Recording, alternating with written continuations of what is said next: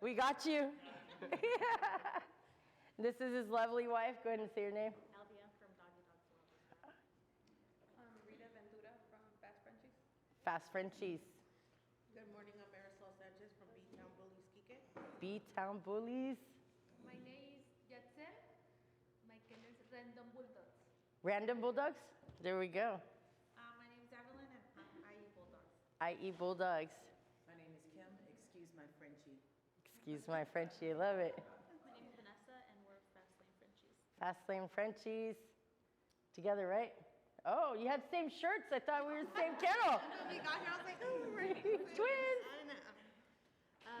My name's Bernice, and I'm probably the only breeder here who doesn't do French. Schnauzers. Yes. The Schnauzers. Now I got the face with the kennel name. Stephanie, and this is Dylan. We're from Bakersfield, Castles, California Kennels. Awesome.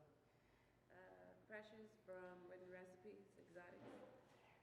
What was your? Carrie from Written Recipe, Exotics. Perfect. Stephanie from the NorCal Queens Frenchies. Jen from Ecleves Kennels. And you do whelping as well, right? So if you guys are looking for a whelper, I know that's a lot of people's struggle these days, and that's kind of why I decided to do this class. I stopped whelping 2 years ago for the public. Reason being, as we all know, anything can happen with litters.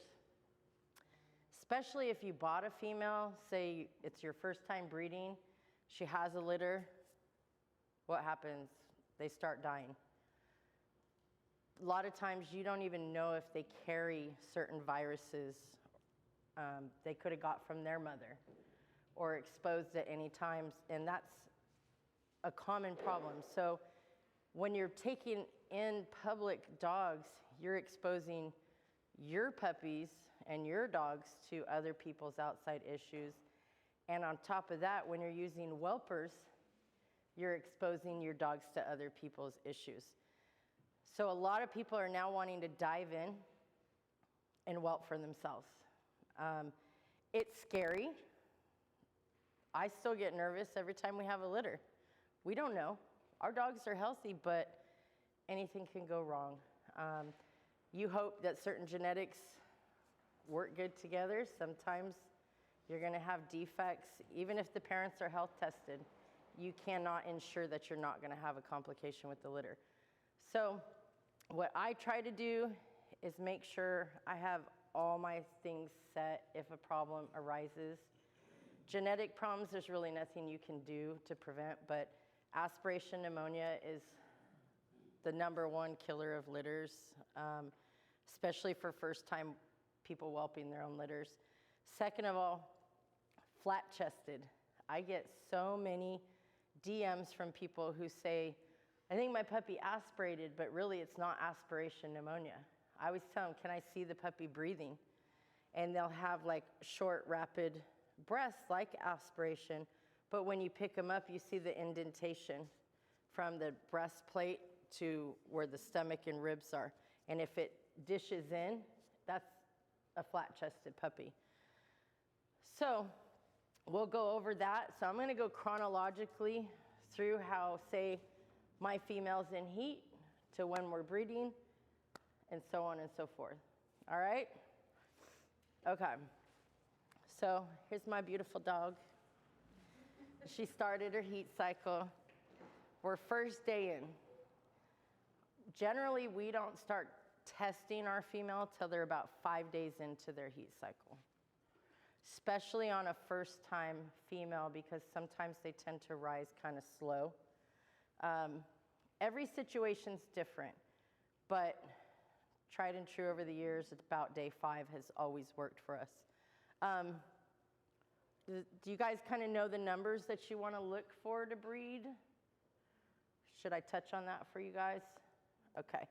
So depending on the machine you use, if you're using the home machines, like we have a Wanfo machine, that one, we run at a higher number when we breed our females. So we're looking more from 16 to 20 before we start AI in our females.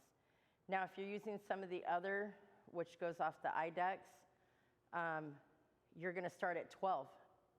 They have more of an accurate number. WANFO's on their own grading system. Especially if you're using an IDEX machine through the vet, that is the only 100% accurate machine that's going to tell you what numbers to start breeding are correct. So 12 is when you're going to start AIing.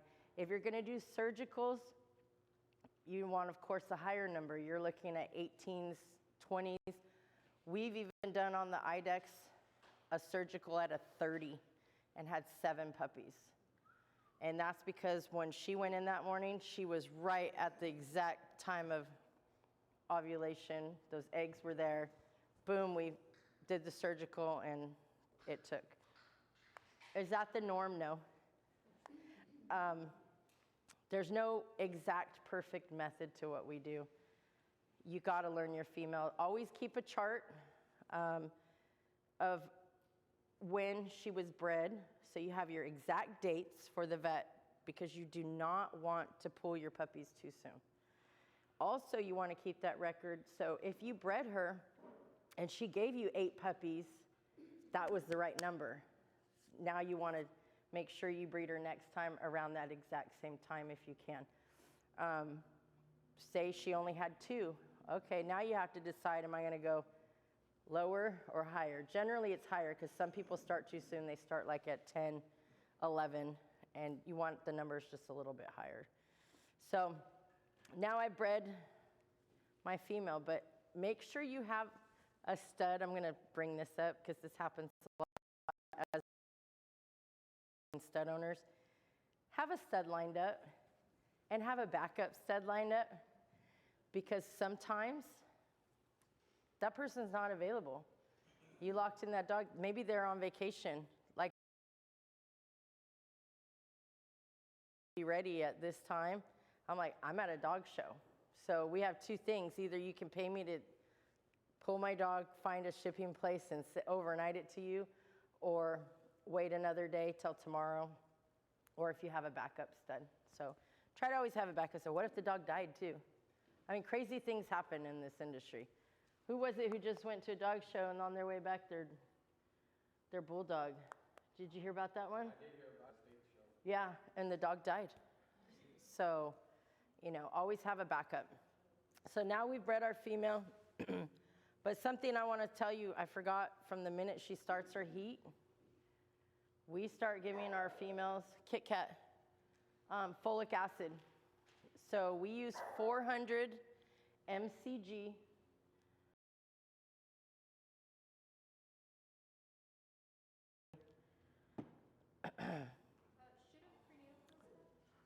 They don't have enough.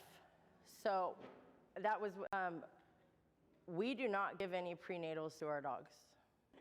Okay, that's us. That's the way we do things personally in our program.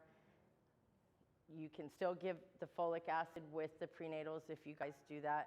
We feed our dogs more of a natural diet in addition to their kibble, is why we don't give prenatals.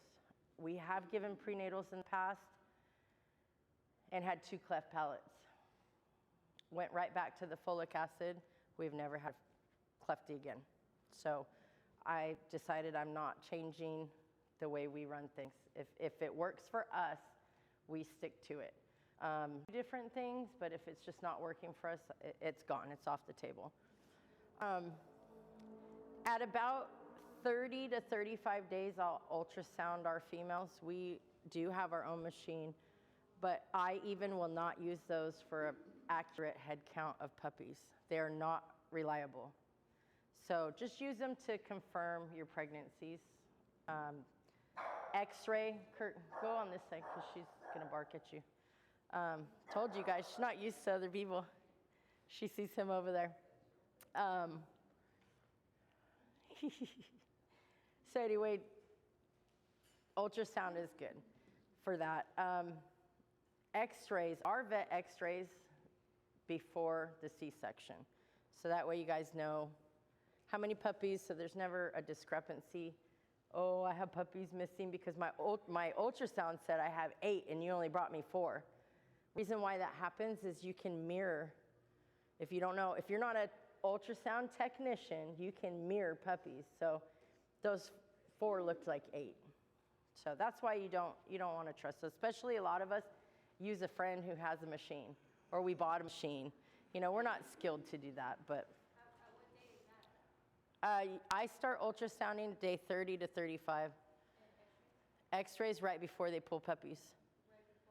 The C-section. So when my female, we're going to touch on that. So now we're at day 58. I'm going to start taking temperature of my dog with the digital. Definitely use some lubricant on the tip. And here's the thing that people fail to do and don't take an accurate temperature. These are not 100% that your female's in labor, and I'll tell you in a second why.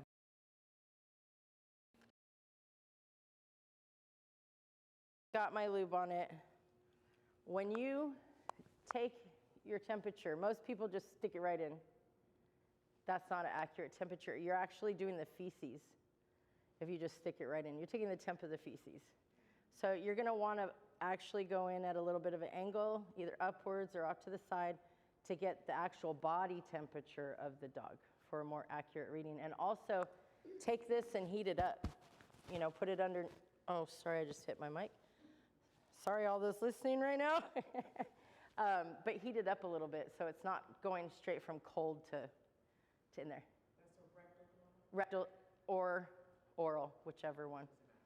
It does either one.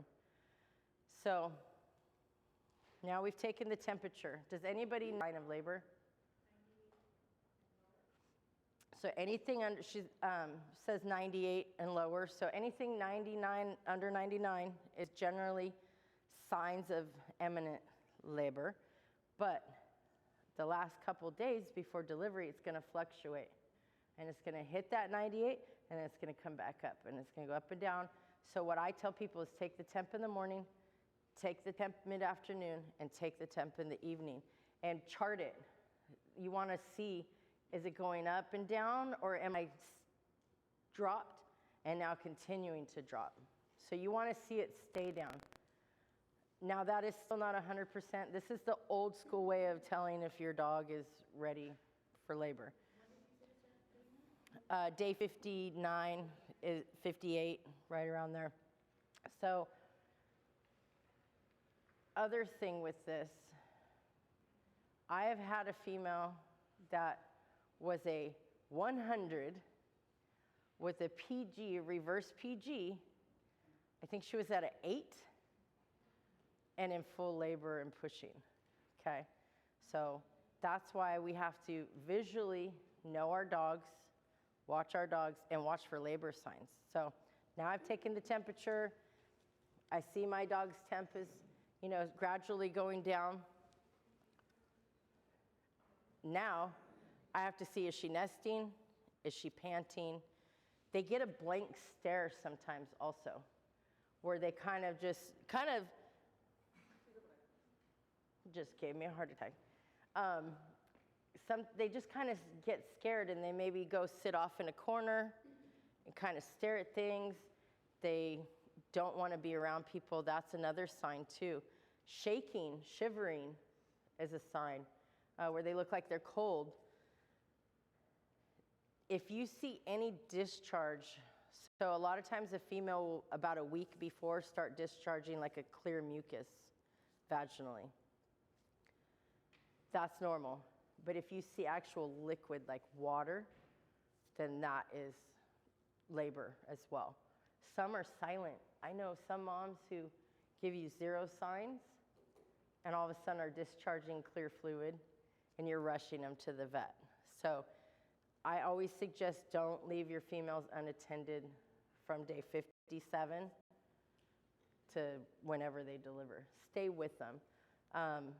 Some people's dogs go into premature labor. It's happened. It happens all the time. There could be something wrong. The female could be stressed and whatnot. So just don't ever leave them unattended. Don't leave them outside in a kennel. I know there's people that keep their dogs outside. Try to bring them in, you know, set up a little safe area for them so you can observe them. Some people have multiple dogs and they don't live inside. We understand that. But when it comes closer to delivery, please bring them to a visual area where you can not leave them unattended at all. So now we have labor. This is what I do to set up our totes for our puppies, okay? So before we leave, we grab these. These are the hot hand warmers. So these are a really inexpensive way to transport your puppies home, and they're good for 8 hours? 11 hours. Some people drive far for their C-sections, or if they got to transport them to a whelper afterwards. We have the hot hands. I generally use about 4 to 6 in a tote. And let me grab my tote. We don't do anything high-tech or fancy. So I'll take my tote. And I got nice thick padded blanket that I put in here. And underneath the blanket, after we've shaken them, breaking them up, I spread them out onto half. I don't cover the whole thing because if they're getting too hot, they at least have a little bit of an area to cool off. And I only put a lid if it's wintertime or if a breeze is going to be hitting them. You don't want cold air hitting them. But the hot hands work great. It's super simple. You hand it off to the vet when you go to pick up your puppies and you're all set. Load them up in the car and you go.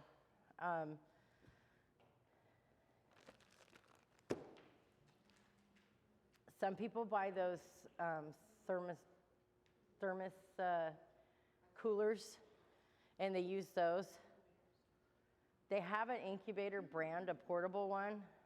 The guy who does Love My Pups has them.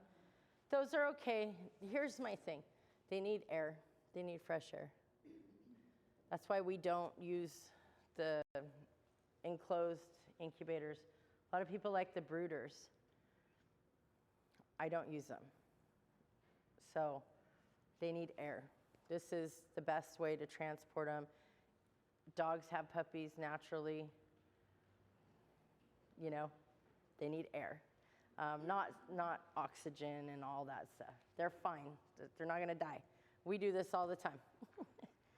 Thousands of puppies we've carried through. So I just don't want to miss any steps. Oh, here it is. Okay. So we took our female in. She had her C-section. Nursemaid or nurture mate. Okay. Either one of these are the same product. But here's my tip that we do. As soon as they hand me our puppies in that tote, I take my little 1 ml syringes.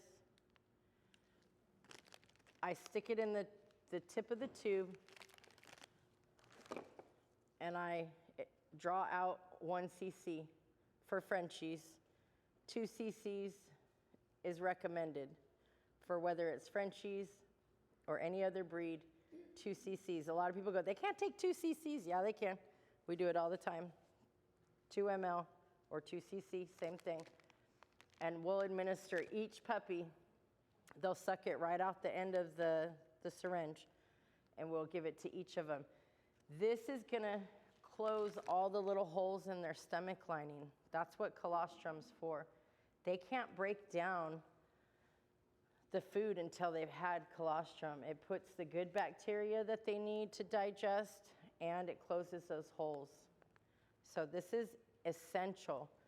If you lost your mom, same thing. You have to use this. I continue to use the Nursemate probably for about a week.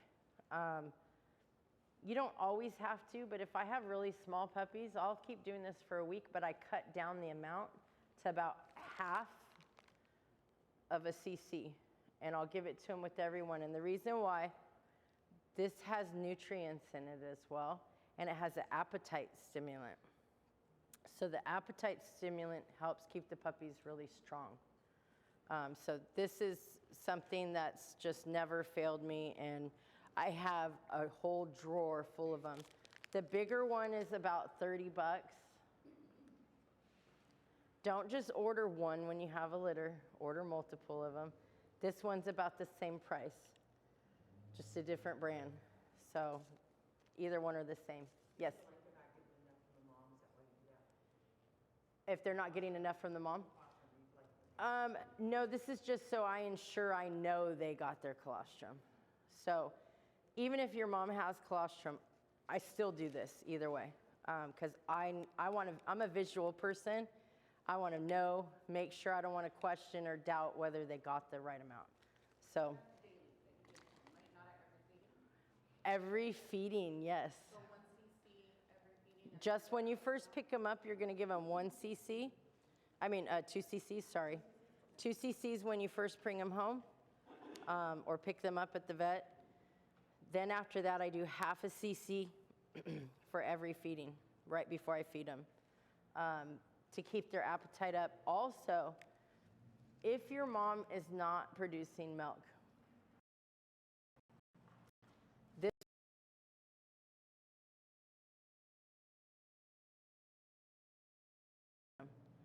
and people right away make the mistake of, oh, I'm going to bottle feed them. They're not designed for that. They're designed to literally survive off of like the tip of my finger of colostrum. Just the tip, that much. Don't right away start tubing or bottle feeding your puppies. You can blow up their stomachs. I've seen people kill puppies from feeding them, right? And also the other common mistake is they go, oh, well, the chart says for me to feed them their body weight. You know, it's their mLs per their body weight. No, it's not. I'll get you a chair. Kurt, can you get Sincere and his dad a chair? Oh, thank you. Same. Same. Frenchies, bulldogs, bullies, schnauzers, whatever. 2 cc's.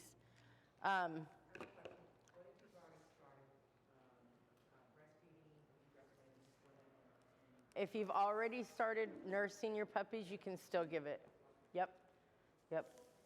If the mom isn't producing the milk, you have to Supplement. supplement. How many cc's do you then give them? Is it still 2? So if you're having to supplement because your mom is not producing milk, you're still going to give them 2 at first and then continue to give them 2 after, because you're having to make up the difference that they would be getting from their mom. And then just don't bottle feed at all. Just give them the half a cc. Well, the half a cc is after you're nursing your mamas. So say I brought my mom home and I put the puppies on. Okay? So my puppies are nursing and I go, God, mom just isn't producing milk. You know, she just doesn't have any colostrum really yet. Especially if they didn't go into labor, they're not producing colostrum sometimes. So I'll check, and whenever you grab to check, grab from down and pull forward. So you're gonna grab like this and pull forward, not just the teat. If you just grab the teat, you're not gonna stimulate the milk to drop or the colostrum to drop. So you really wanna grab down. Okay, so I'm checking, I don't have any colostrum, so I'm gonna give another 2 cc's. Now, the next feeding, 2 hours later, still doesn't have any milk. I'm gonna give 2. Now, say her colostrum by the end of the day kicks in, then I'm gonna only do that half. So that's when you're gonna drop down the colostrum. Now, say it's the whole day and she still hasn't produced any milk. What I suggest to do, I know a lot of people say fenugreek. It works. Fenugreek helps kick in the milk. You can buy it just like this, just like in the pharmacy, Walmart. Give them fenugreek. Another trick, which sounds weird, vanilla ice cream. Real vanilla ice cream. Not the cheapy one, but something in it helps kick in the mom's milk. Some people say Little Debbie's oatmeal cream pies. Have you heard that one? That one hasn't worked for me. What if there's a situation where you have to pull mom, like maybe she's being too aggressive or she can't read or... So if you have to pull mom and she's being too aggressive, we'll touch on that one next, which is when I have to step in and start feeding new puppies. So mom doesn't have milk. She's a new mom. She doesn't want nothing to do with the puppies. This is a common thing. I'll kind of show you with the stuffed animal. Say my mom is, I'm trying to lay my mom down, okay? She don't want the puppies. First of all, never have your puppies already down. Don't put your puppies down. Because what happens when your mom's standing there and you're trying to fight with her to get her to roll over, she's going to step on the puppies. She's going to hurt the puppies. She's already afraid of the puppies. Dang it, now I need my tote. So what we do, I'll show you how we set them up. I got all my babies. See how that tote fits perfect? All my little babies are in here. All good. They're safe. Now this is Frenchie or Schnauzer or size, a smaller breed. Otherwise, I do the same thing with the baby pool, but the tote is outside of it. Okay, it's just sitting right outside the pool. But I'm going to show you on this because I got a bad back and I breed Frenchies. So I got my dog. I put her in here. What you do is you grab this front leg, grab this one. Sometimes I'll come from the back leg or I'll come underneath like this. And I've got my mom, and what happens? I swoop her legs out. So you literally swoop them out, but I use this hand real quick after I get that back leg out to gently lay her down. But then we hold the legs. So they're not kicking and frailing because they have a fresh C-section. Kirk, how many times have we gone through that battle? Oh, super easy. But you just want to slowly scoop them and help them down. Now, don't fight with your moms. You want to let them know it's safe, it's okay. They're scared. They don't know what just happened. They had a C-section. They were under anesthesia. They don't know where these came from. They really don't know. They're like, all of a sudden, there's a bunch of little screaming things, and I don't know what they are. They're high as a kite after anesthesia. So once you have your mom down, love on her. It's okay. Don't try to force the puppies on her right away. They're okay. They're sitting here. They're safe. Love on the dog. Calm her down. And here's my little test. So as my female's laying there, I'm going to take one puppy. And where I always do it is in the back legs because I'm holding the back leg to make sure they're safe. So I'll first latch one on. If they shoot up, don't worry about her. Grab the puppy, put it away. Let her calm down. Do it again. You might have to do it 5 or 6 times before they learn that they're okay. So how soon after you get mom home do you attempt this? I do not try to put mom and puppies on. She was asking how long I wait before I put puppies on. 2 hours. So we brought mom home, but we'll give the nursemaid right when I get home. So that'll hold them over for that couple hours, and I don't have to. I want mom to try to come out of anesthesia. Let her, okay, I'm home. I know I'm home now. Let them settle down. It's a lot. Have any of you guys ever had surgery? You're out of it, you know, and now I got a bunch of little screaming puppies, you know, wanting me. So I don't know who you are. I didn't have you. That's, you know, in their mind. So now we've got our mom down. Here's a common mistake people do. Here's the puppy. How many of you heard that when your puppies are nursing? You shouldn't hear that. There should be no smacking. It should be quiet, no noise. If they are smacking, they're not latched. So what I do, when I put the puppy up to the mom, I will take this finger and this one and gently apply pressure to each side of their mouth like this. Believe it or not all puppies know how to latch. They don't know how to latch always. So you need to help them create a suction. So I'll hold them on there and just gently, sometimes I gotta hold them for 15 minutes until they create a suction. Once they have that suction, you're gonna hear they're not crying anymore. How many of you have puppies who just cry the whole time they're on? They're whining. They're not getting anything. If they're crying, it's for a reason. They're not just crying, oh, that one's a crybaby. No, it's crying to tell you like, hey, I'm freaking hungry. You know, they're not getting anything out. Also, that'll kind of tell you if mom's not releasing any milk. So that's another one. So remember, just take your thumb and this finger or this finger, whichever one, I always do this one, and just help them create a suction. If they're quietly eating, they're good. If they're not crying, they're good. So now I'm going to show you guys my little concoction, because now we have babies and moms. So this is chlorhexidine. I don't know if any of you guys have ever used this or buy the pre-done wipes. So what I do is I take this, I do like a 30-60 ratio of water and that, and I pour it into my wipies. You see the blue in there? These have now become sanitizing wipes. The reason why we use these is multiple reasons.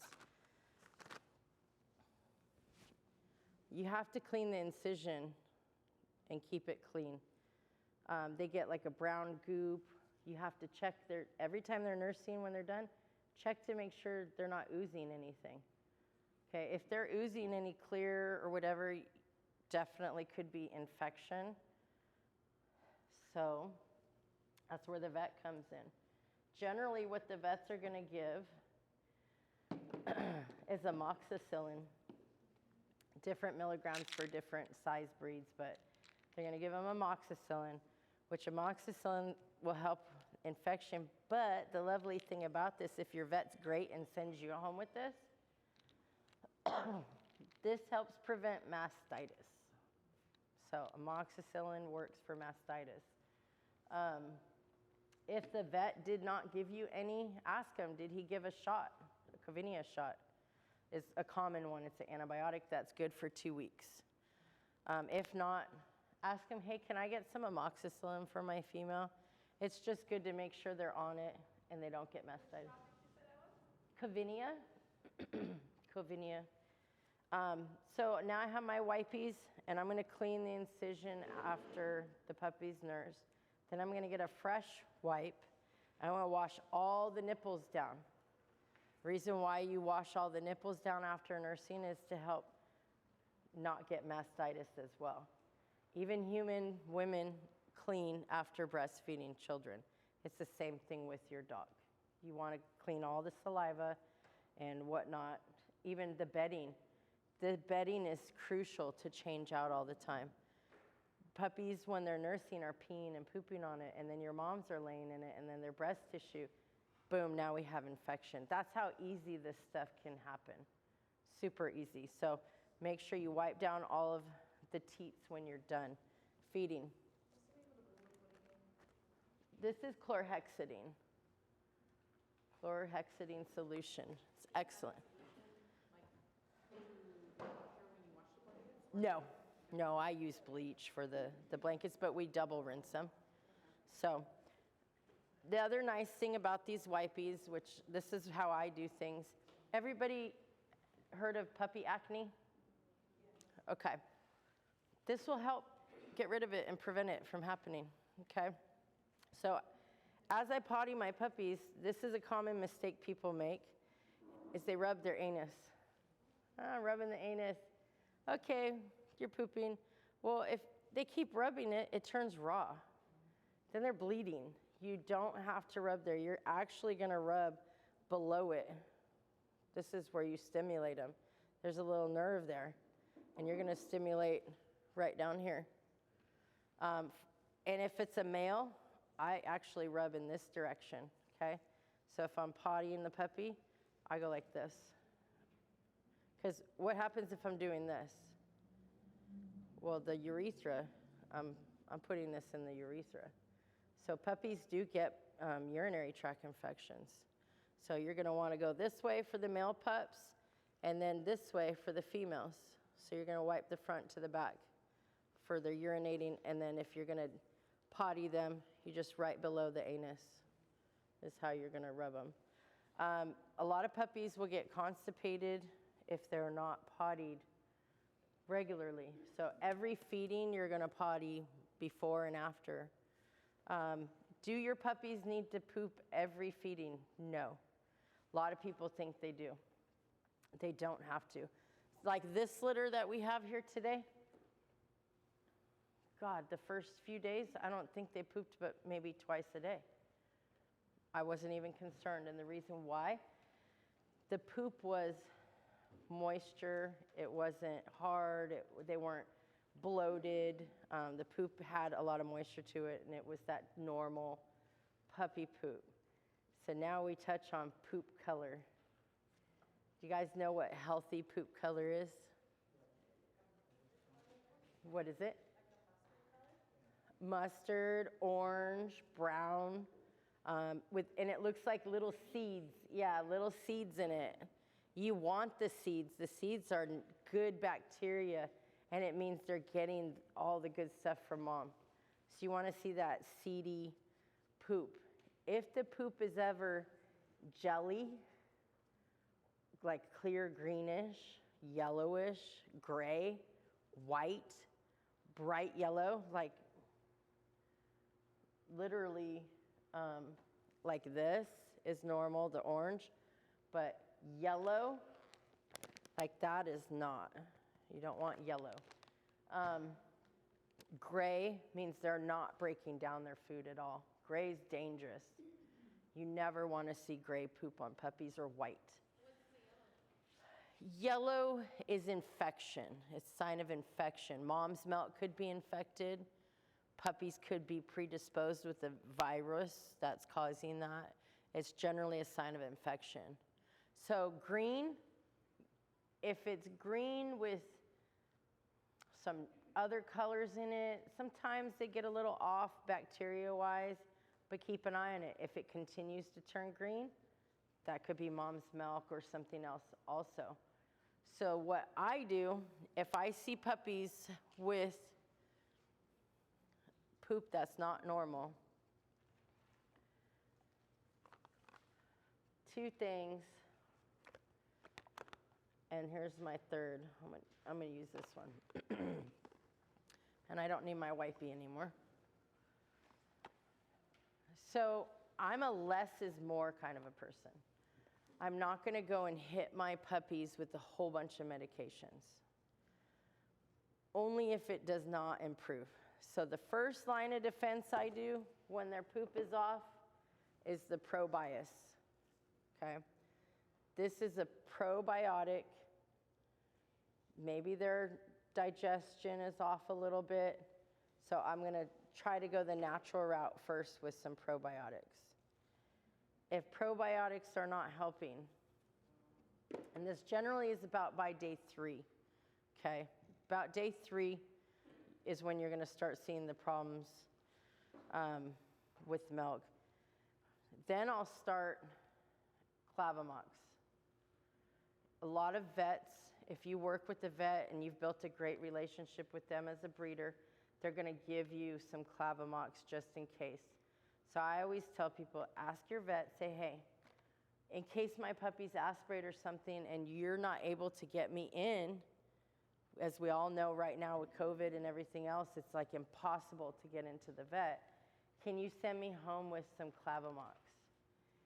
This is your first line of defense, okay? Especially with aspiration. So this is something if I don't have this in my arsenal, I'm freaking out. So it's gonna come in a powder from your vet, and then you're gonna add water. Once you add water to it, it's only good for 14 days. Please throw it out if you have some at home from another litter or another dog. It is no good anymore. 14 days is all it's good for.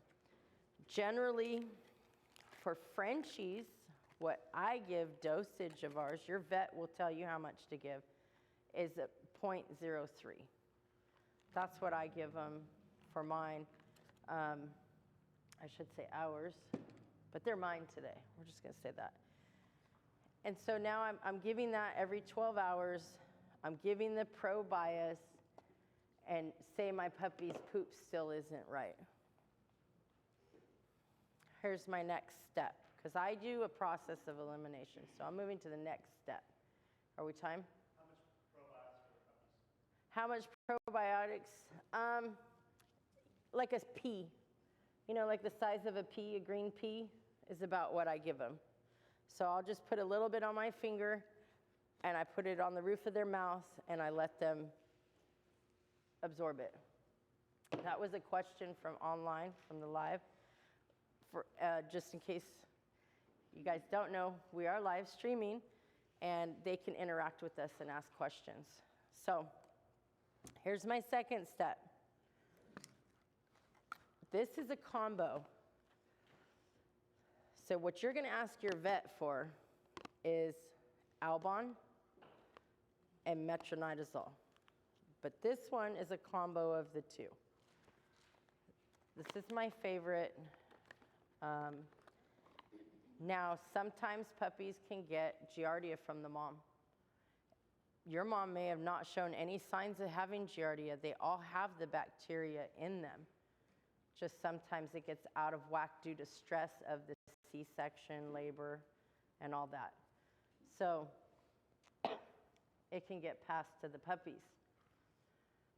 So I'm giving probiotics and antibiotics, and my puppies still aren't getting better. That's when I move to the next step. Generally, I give it a day or two of just the probiotics. Then I'll move to the Clavamox with probiotics. If it's danger zone, like really getting bad, okay, I'm gonna start the Albon Metro. Get the proper dosing from your vet. I'm not a vet. I cannot tell you guys, how to dose these things, but it's called metronidazole and Albon. So that's something you're gonna wanna get to have on hand. Uh-huh. For the Clavamox, right? How many days do you administer that? Like say the probiotic. Finish the 14 days. Okay, so the full. Okay. So she was asking how many days to continue with the Clavamox once you start it. You want to finish the bottle, do the full 14 days, because you want to make sure whatever that viral is gone. So you'll give both? Like if it doesn't clear up, then you'll start giving that as well? oh, excuse me, my hair got in my mouth. Yeah, I do the combo. For the one that is for 14 days, what if it's only one puppy? Do you give it to all of them or just the one that is showing? So the question is, do you treat the whole litter or one? Honestly, I treat them all, because it's only a matter of time before, say, one has it, it's contagious, so the next one's gonna get it. Same with aspiration pneumonia.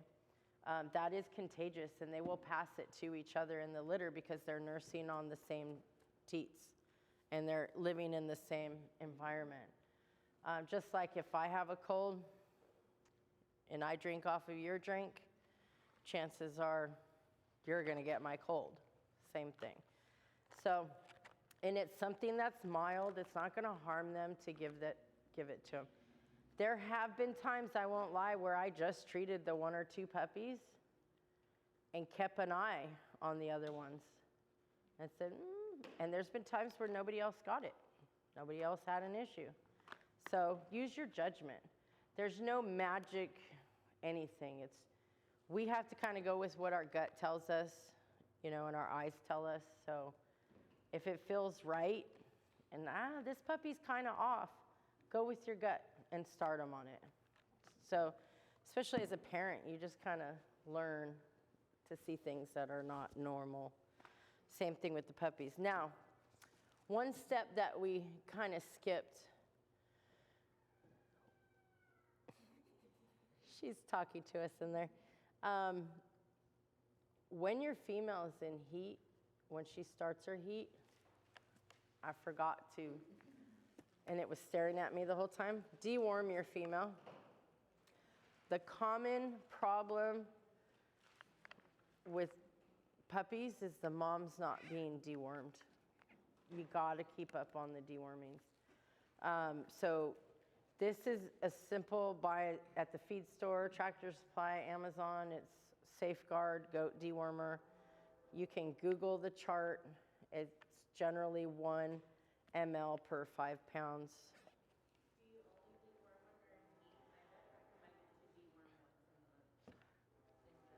If you deworm once a month, the question was should you maintain them like on a once a month deworming or just when they're in heat. So I do about every 3 to 6 months with our dogs. We'll deworm them. Reason why, they become immune to these wormers. So we change it up. So we have this one, which is Panic Cure packets. You can switch. You can buy these. It's Safeguard, but it's the Panic Cure version. It does all the worms. We'll do this one. We'll do this one. But my all-time favorite, which I didn't bring the pill form, I brought the puppy one. But they do have this in a pill. You can get it from your vet. Drontal. This is safe for when they're pregnant. This is safe for nursing. And it works better than anything I've ever used. We dewormed our whole yard with this. Didn't see a single worm. Oh, okay, the dogs are good. We dewormed with this, and they pooped out worms a week later. So definitely ask your vet to order Drontal. Keep it on hand for you. It's great stuff. Sincere, are you tired?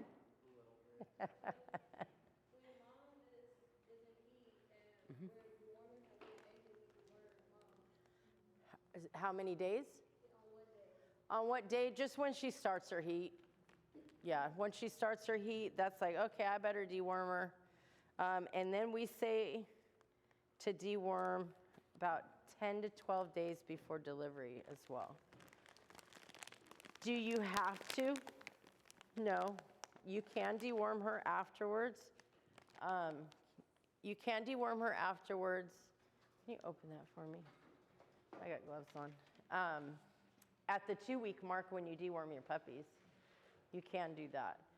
So say I did my probiotics and I started with the Metro and I'm giving the Clavamox. That didn't work. My puppies still have bad poop. They're not gaining weight. They're kind of skinny with just a fat belly. They don't have muscle. When I hold a puppy, I'm sorry, I'm gonna wake you up. These guys are 3 weeks old. You see how fat they are? I don't wanna see hip bones. I don't wanna see ribs. I wanna see fat babies. If they're not fat like this, they probably need to be dewormed. That's a common problem with thin puppies, or when they have that dull, dingy coat or greasy coat. I don't know if y'all have seen puppies like that, especially when you see, thank you, people showing their puppies when they're born, and like, oh, look at them, and you're like, that puppy's greasy, or that puppy's, it's got little skinny arms. Like, they should gain weight every day. So my puppies, when they're born, this is something too you all should know. Get yourself a scale. Cheapy little scale. You can use a food scale. Weigh them. Weighing them is going to tell you if they're feeding enough. So before I put on mom, see, since I've been doing this so long, I don't weigh anymore. But for new people who are on their first litter, you're going to want to weigh your puppies. Kirk, when was the last time we weighed puppies? Probably 3 years ago for clients because they wanted to see the growth chart. But we've stopped weighing, so I always forget. But put them on before they eat, feed them, put them on after they eat. So if it goes up, you know that they consumed enough and you're good. You also want to see every day the weight going up, but don't freak out your first 3 days. Your first 3 days, they're going to be one weight and drop the next day because all they're losing is the water weight, the amniotic fluid. That wasn't really their true weight that first day. Okay, so definitely weigh your puppies. Now, before you put your puppies on your mom, potty them, which we went over, put them on a nurse, and then potty them again. Because say they didn't poop on that one, you want to make sure that they poop on the next one. Like I said, watching the poop is crucial. It's very important, yes. You said you were on when they deworm. You started to say that if you're skinny and you don't. Yeah, you want to deworm them. Deworm them with the Drontal, puppy Drontal. Yeah, get that from your vet. So, weighing your puppies is going to help you guys know whether they're consuming enough. Also, what we were touching base on too is if the mom's milk wasn't coming in, and I'll go back to the worming. We just kind of skipped a step. Mom's milk isn't coming in. So, anybody here know how to tube feed? Everybody's terrified to learn how to tube feed. So, mom's milk hasn't come in. Do not try to feed your puppies their body weight when they're first born. Please do not do that. You will explode their stomach. So, let me set up a syringe here. And I'll tell you the amounts that I feed newborn puppies. It's going to vary with some of your bigger breeds, of course. This puppy, say we weigh it, he weighs 6 ounces. I'm going to put this bulldog puppy on here and he weighs 10 ounces. Now I'm going to put a bully puppy and say it weighs a pound when it's born, okay? Still, the first dose that I will feed them is only 1 cc. Then the next hour, on a bigger breed, I'll move them to 2. But if it's a Frenchie, I will stay at 1. Or a Schnauzer, anything Yorkie, a small breed puppy, stay at that 1. Your medium to larger breeds, you can bump them up to 2. Yeah. And then you're going to hold at that. You're going to hold at that for probably about almost the whole day. Then we'll bump it up 1 cc to the next one. So Frenchies, what, Kirk, 2 days we generally go at 1 cc every 2 hours. And then we'll move them up to 2 on the, after the second day. But your bigger breeds, you can move them up faster. Still don't go crazy and try to go their full body weight. Because imagine, I'm a newborn and I'm meant to survive on a little bit of colostrum, and now I'm 10 ounces and you're trying to give me 2 syringes full, 10 cc's, because the chart says go by my body weight. No. That is for puppies that are already thriving, not for brand new puppies. And I really wish they would put that down on the chart. Don't give a newborn 5 cc's of formula or 10 cc's of formula. They can't. You're going to rupture their tummy. A lot of people are like, they regurgitated. Doesn't fit in there. So if they're not, are you gonna tube feed them right away, or you're gonna switch? Like with the miracle nipple? I'm going to show you guys both. And it's what you're comfortable with. Okay. So there is another thing if you're scared to tube feed. At some point, you all need to learn how to tube feed, and you need to conquer your fear. And I hate to say this, but I generally will tell people, do it on a puppy that's fading. Yes? Same thing every 2 hours. So here's your other option. This is the miracle nipple.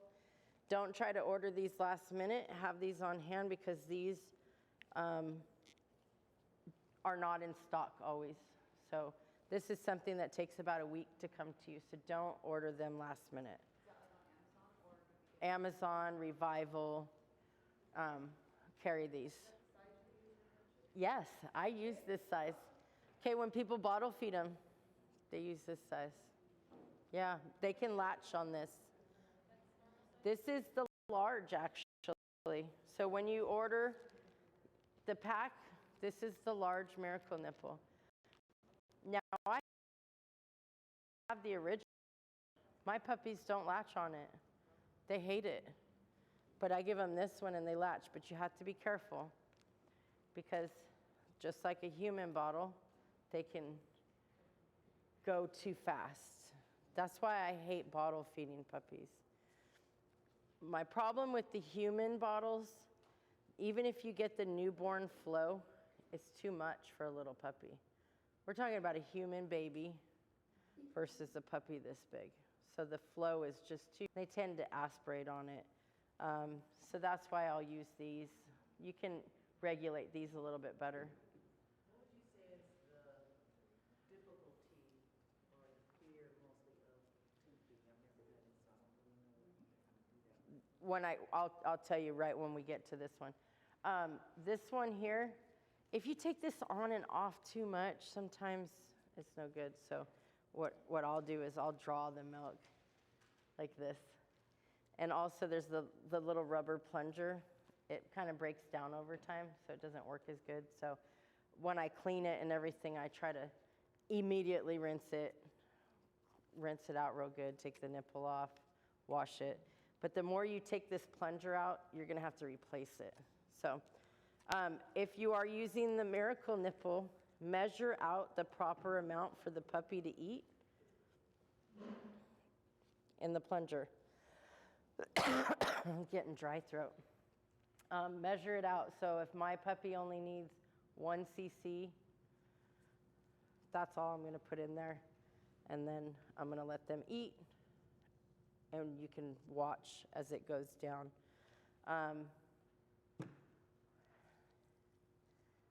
Now we'll touch on this one because that's pretty basic. Now, I'm deciding in my mind whether I want to pull out one of my puppies and show you guys how easy it is to tube feed. They're not too big for it. It's super easy, yeah. Yeah, they're time to eat, which we're gonna feed them next after I do this. This is very important. So grab yourself a Sharpie. How are we on time? We're 1 hour in?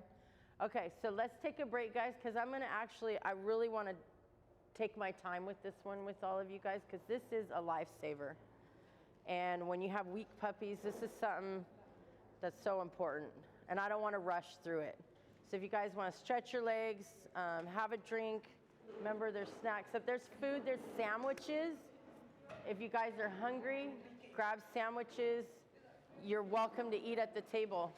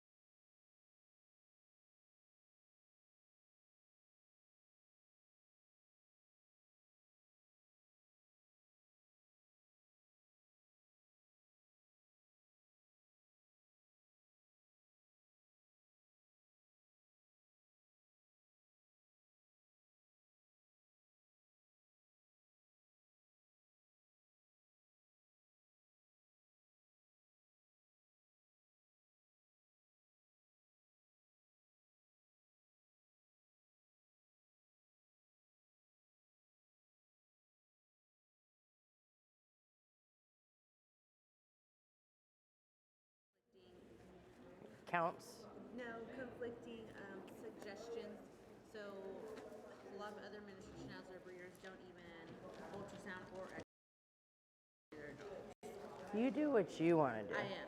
Yeah. So that's why they look at me like, you're spending extra money for nothing. Okay, well, this is gonna be my first litter Yeah. ever, so I want to X-ray her. As you learn and you become more comfortable, then Yeah. you can modify it, Well, I you want to know. X-ray her to see how many puppies Uh-huh. potentially, because one, I've never delivered puppies. And Yeah. how do I know one's stood? Yeah, one's too and long, that's the one's- thing is it's always good to know when you have dogs that self-whelp, Yeah. because I need to know if one could be still in there. What day would you X-ray her? Because I'm hearing 55, I'm hearing 57, I'm hearing the day of 60. 57 is good. You want to go as close to it because the skeletal is going to give you a more Her accurate count. 60th day is, We're on? Okay. 27.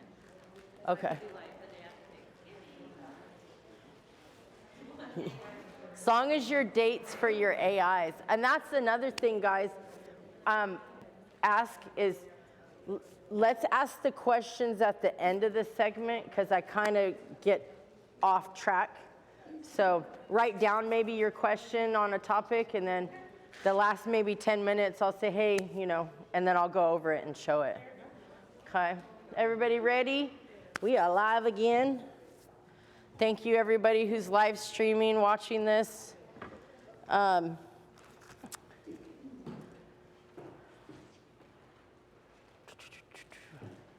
What you brought up is a great question that we kind of missed. Make sure your dates for your AIs are spot on. And make sure your surgicals, you have your different dates. And the reason why, even though I bred my dog, I'm going to say on the 15th, and I'm going to count 59 days, she could have not had the eggs fertilized for 2 days after.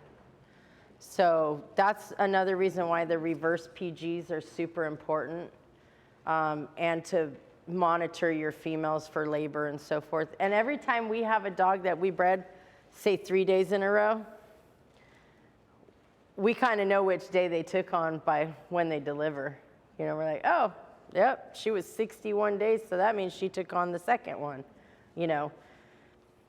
That's just kind of how we gauge it. So definitely watch your dates. Be sure, don't just pull puppies automatically at day 59 or day 60, because if they're not showing any signs of labor, they probably aren't ready. You know, they're gonna go into labor. A lot of people don't want to be caught off guard when they go into labor, is why they'll just pull puppies by a date. But you run the risk of preemies, because sometimes you may have the first 4 in the uterine horn got fertilized yesterday, but a couple more eggs that dropped after are another day or 2 behind. And that's why you don't really have a runt in a litter. It's just the last puppy that got fertilized. So it's just younger than the rest. A lot of people think, oh, the runt gets so tiny. No, it's just the last ones to get fertilized. That's all. So that's why it's crucial to watch those dates. Second of all, which we skipped, why we're going to hold questions to the end. Housing, proper housing for your puppies. Some people do the incubators, like the nice brooders, fancy. Have your humidifier, have your oxygen concentrators. It looks pretty with all the bells and whistles. Do you need to go spend that money? No, you don't. I never had an incubator all my years when I started breeding. All we had was this lovely item here. This is what we had. And our heating pads. What I like about these heating pads, you can buy different sizes. It is not an automatic shutoff. It has a metal coil, okay, so you don't have to worry about puppies chewing it or anything like that. And you can sanitize it. And then it's not an automatic shutoff. So if I set it to low, it's gonna stay on low. If I set it to high, I've never had to use high. Chances are you're never gonna need that, but how you set up this good old tried and true method take my hot hands out of there. Remember, don't forget hot hands. They're amazing. I will take it, put my heating pad down here, and never have your puppies directly on it, okay? I will have a smaller heating pad for a tote this size. Have you seen the big black ones? That's what I use this one for. But we're gonna use it for this little one right now. Have a hot side and a cool side. You never wanna cover the whole surface for heat because they're gonna regulate their own heat by coming on and off of the pad if you're gonna use this method. And then the fun part of our old school way, the lids that come with these regulated our temperatures. So we go and get a thermostat in the reptile department, stick it on the cool side, okay? So I'm gonna put on the cool side. This is my warm side. I'm gonna put the lid on. And if they're too hot, I slide it back a little bit. Still too hot, I slide it back a little bit more. Maybe only half of it's covered. Believe it or not, that's how we did it for years. Nothing fancy. No oxygen, no humidifiers. And you know the other thing we didn't have? Pneumonia issues. We didn't have those problems. Only time we had an aspiration was due to milk. Never because they're in an incubator with a humidifier blowing moisture in the air. You seen the mist that comes out of those things? When they're in those cat litter box ones? It's a fog. Well, what happens if you're constantly breathing moisture? You're gonna breed bacteria in your lungs. These puppies weren't designed to be trapped in a bunch of moisture. You know, let them have fresh air. This is the tried and true method, and I still to this day do it. It's never failed me. The other option that you can do is, of course, your heat lamps, okay? There is a stand you can buy. So if you have a tote like that, it's a stand, and you're gonna hang it above the tote on one side. Okay, so imagine this is the tote. I'm gonna hang it only on one side, up high. This other issue with the cat litter box ones, it's like this high off the puppies. You're cooking them. Maybe not literally, but you're making them dehydrated. You know how everybody has constipated puppies nowadays? I've never had a constipated puppy, not one time in all my years. That is probably the third most common issue people message me about is, my puppies are constipated. First thing I ask them, are they in an incubator with a heat lamp? Because if this heat is always on them, it's gonna dehydrate them. So you're just gonna hang it up probably about this high from the tote and just have it cover the one half. Give them their cool side and their hot side. This is another option. This thing works great too if you're doing the playpen and you're not doing the tote, you're not doing an incubator, same thing. You can hang this off the little stands. You can buy with the Easy Whelp. Instead of spending all that money on the Easy Whelp, you spend 80 bucks and you go on Amazon and buy the playpen, but get the stand and just hang this above them. Hot side and cool side. I'm all about function, simple, easy. We have multiple litters generally at a time. So I have to sometimes line up 6 of these playpens like this in a row. And I have my chair, and I put my moms down, and I will roll my little chair back and forth from each mom to puppies, taking care of them. So it's crazy. People always say, how do you feed them all at the same time? You teach them. You teach the moms to be comfortable. Don't have them all like right up on each other because moms want to protect their babies, but these work great. We take this whole thing and sanitize it outside. The only thing you can't do is this platform, okay? So this you're not gonna want to wash. So that's where these come in.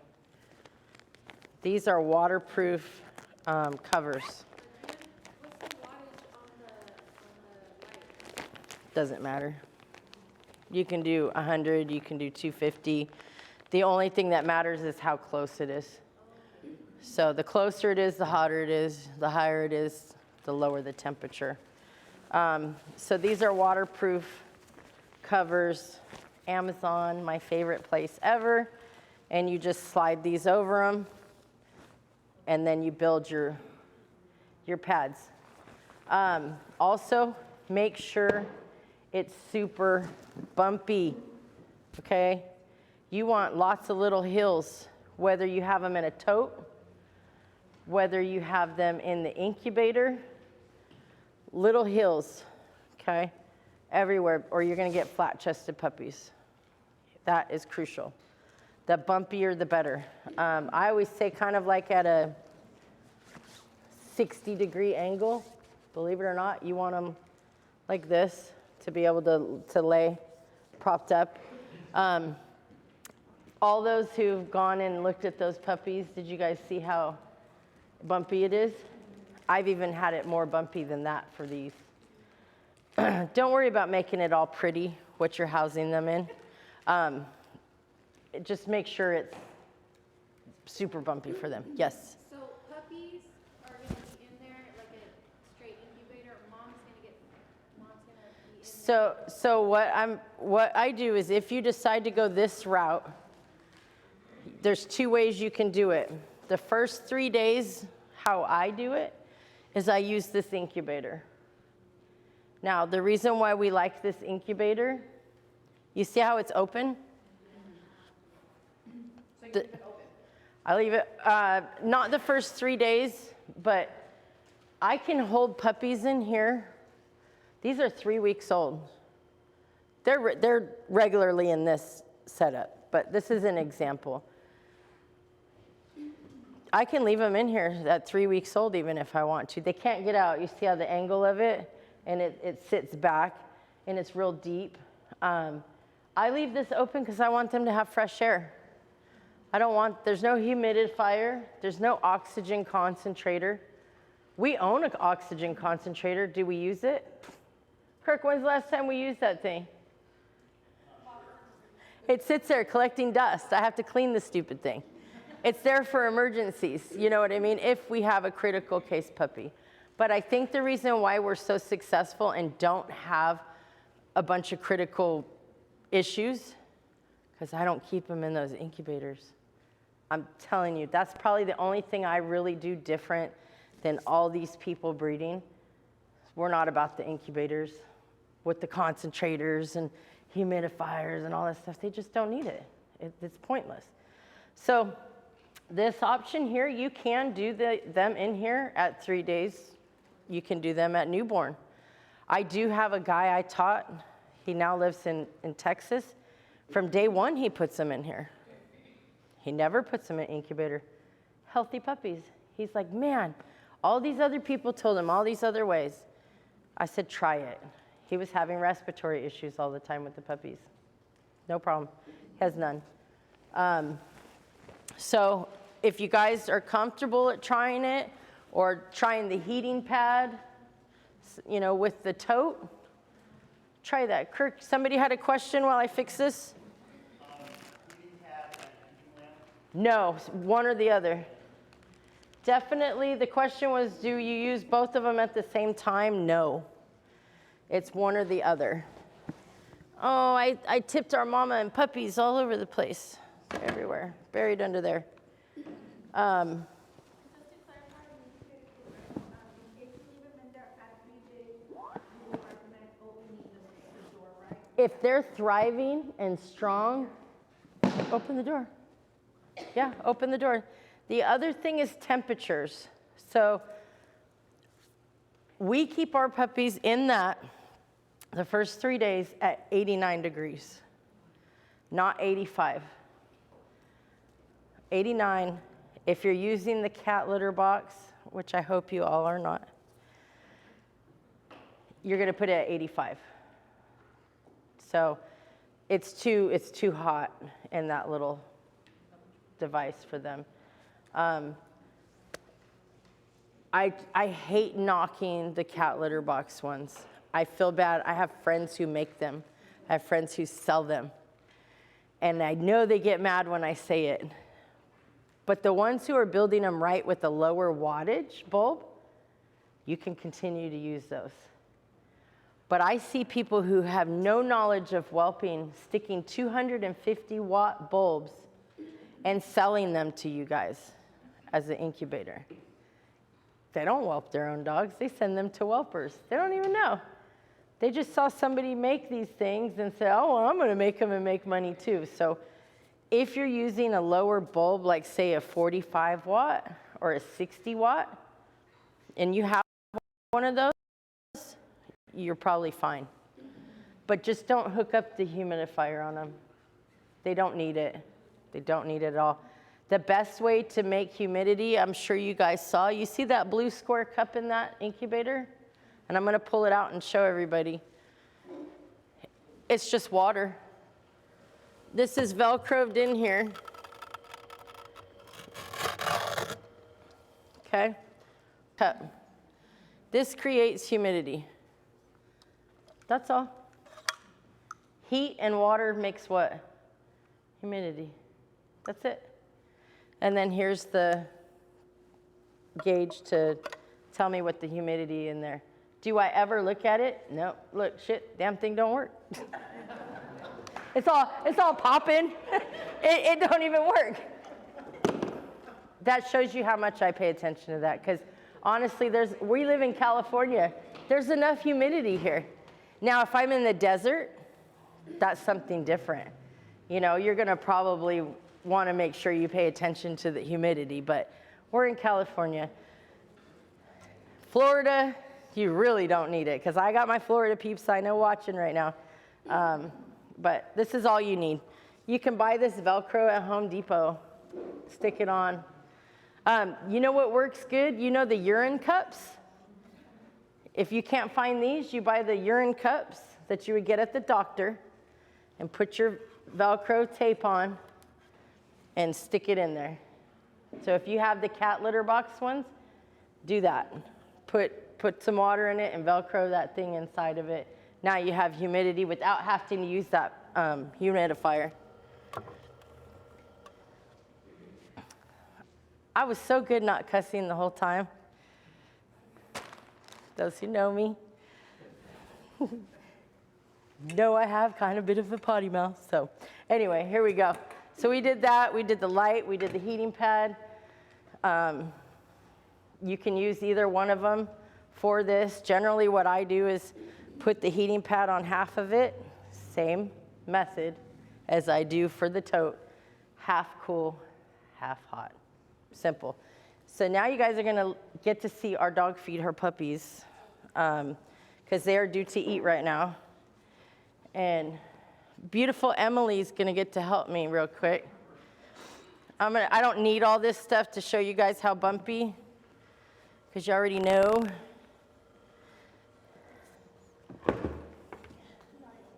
You can just put them in, the puppies in this first, and we'll bring them over to the thing. I'm just going to lay this in here for her. So the other thing that I do, I always tuck my blankets under the platform, because if you do use these, it happened one time. I almost questioned how many dogs we had. So I had put the puppies in there, fed mom, did all that good stuff. And I'm watching them all. We had 8 or 7. How many did we have? And then after I was done, I'm like, oh, shit. There was one sleeping, just cradled under there because it has a little scoop. It was fine. But he wedged his way underneath the playpen. So sometimes I'll take like the small baby blankets and put them all around as a barrier so they don't go underneath them. But I love these things. I honestly have used them for so long. I don't know how I can ever go back to whelping on the ground. For my English people, which, as you all know, we added English back to our program, I'm trying to prepare myself to be sitting on the floor again, whelping English Bulldog puppies. That's where the pool comes in. Go ahead and put them right on the head. That's where the baby pool comes in. You can do the heating pad with the baby pool, but the best one is the heat lamp hanging above the pool. Same thing, hot side, cool side. Look at these little babies. This one belongs to somebody here. This is her new baby. Isn't she cute? This one had us scared. Go ahead. No, it's the other one. Which one? Oh, you're right. See, she's whelping them. I'm not whelping them. Yep. This little baby, Yeah. the littlest one, is hers. This one we were with. She's so tiny. Or So this one. that was the worried one. That's the one you. No, that's her puppy. Yeah, that's the one we were worried about. Okay. Yeah, that's. Yeah, I had the right one at first. Stay right here with her. Stay right here with her. So, also a common problem, which I'm going to touch on real quick.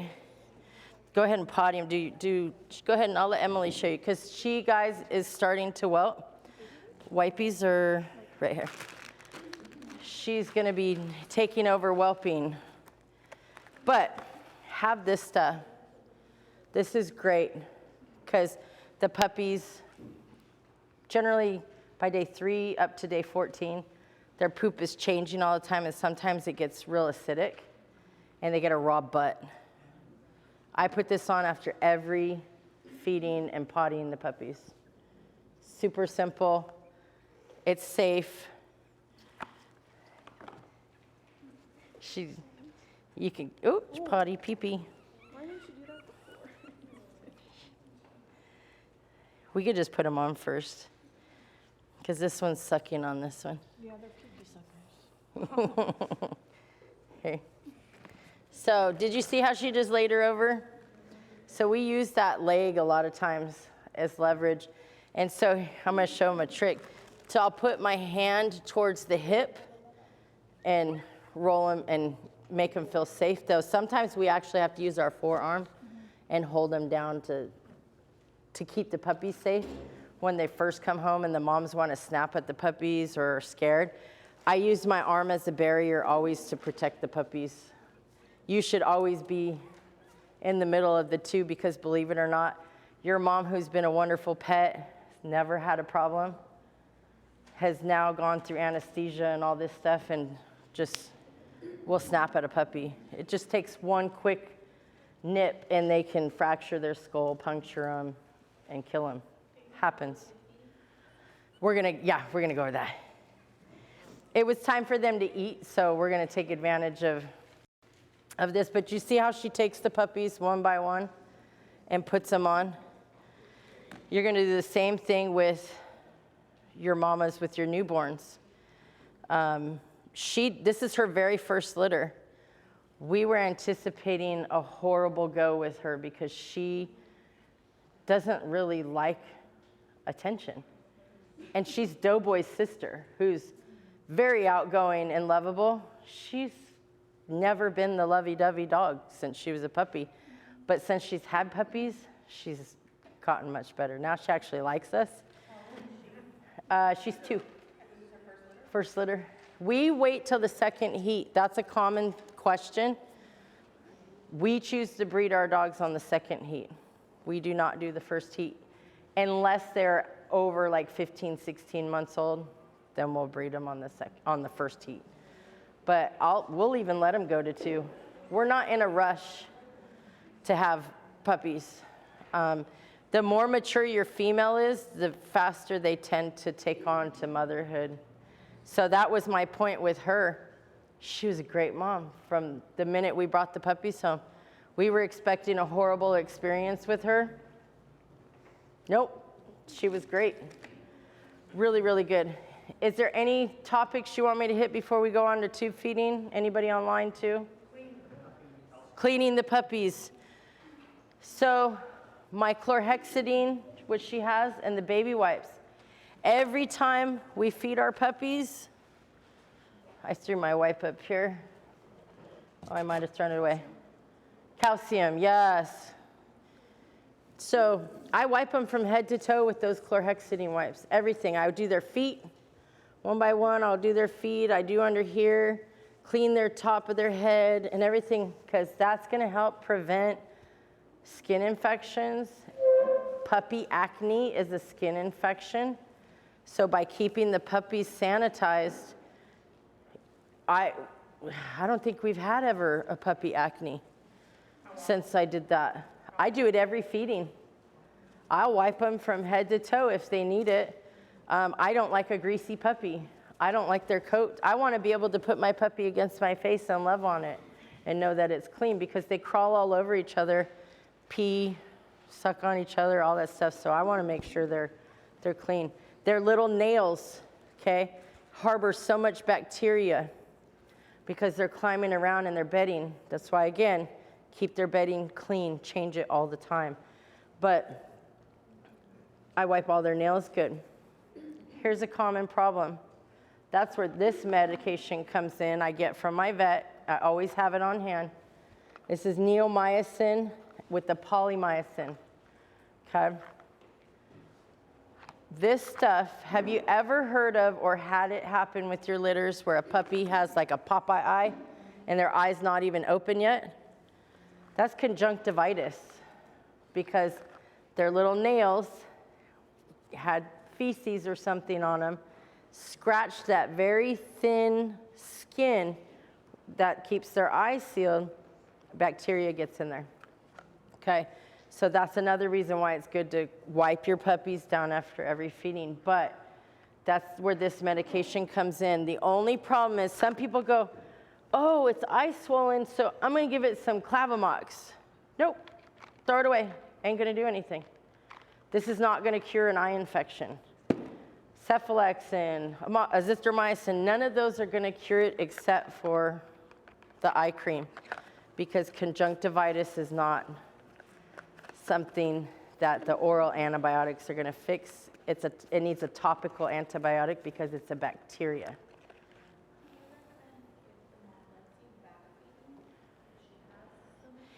If you want to feed your puppies on the mom's back, yes, you can do that. She's a mom that will let you do it. She's just trying to let you guys see. So she'll side feed on her back. You know those Snuggie donut things now that they have for babies? Get one of those. Let the mom be out there, and it helps because it'll be on the sides, you know, and it'll prop up the puppies. Sometimes I'll take the baby blankets and make a little lift for them so they can reach them if your mom is a back feeder. Most of the time, though, I feed on their sides. Reason for that is I monitor my puppies better that way, for me. Yeah, so I do them on one side, and I'm like this, watching them the whole time. The advantage to feeding the moms on the back is you can watch for aspiration better. So anytime you have moms producing a lot of milk, which generally kicks in after a couple days of delivery, this or this is a must. You should suction every time you feed, okay? So this handy dandy is my Nosy Boo. I've had these for a couple years now. I love it. You can order it on Amazon. The only flaw about this thing is two things. This hose over time kind of pops off, so always check it. And the cord just goes on and off really easy. But it has this great little cup.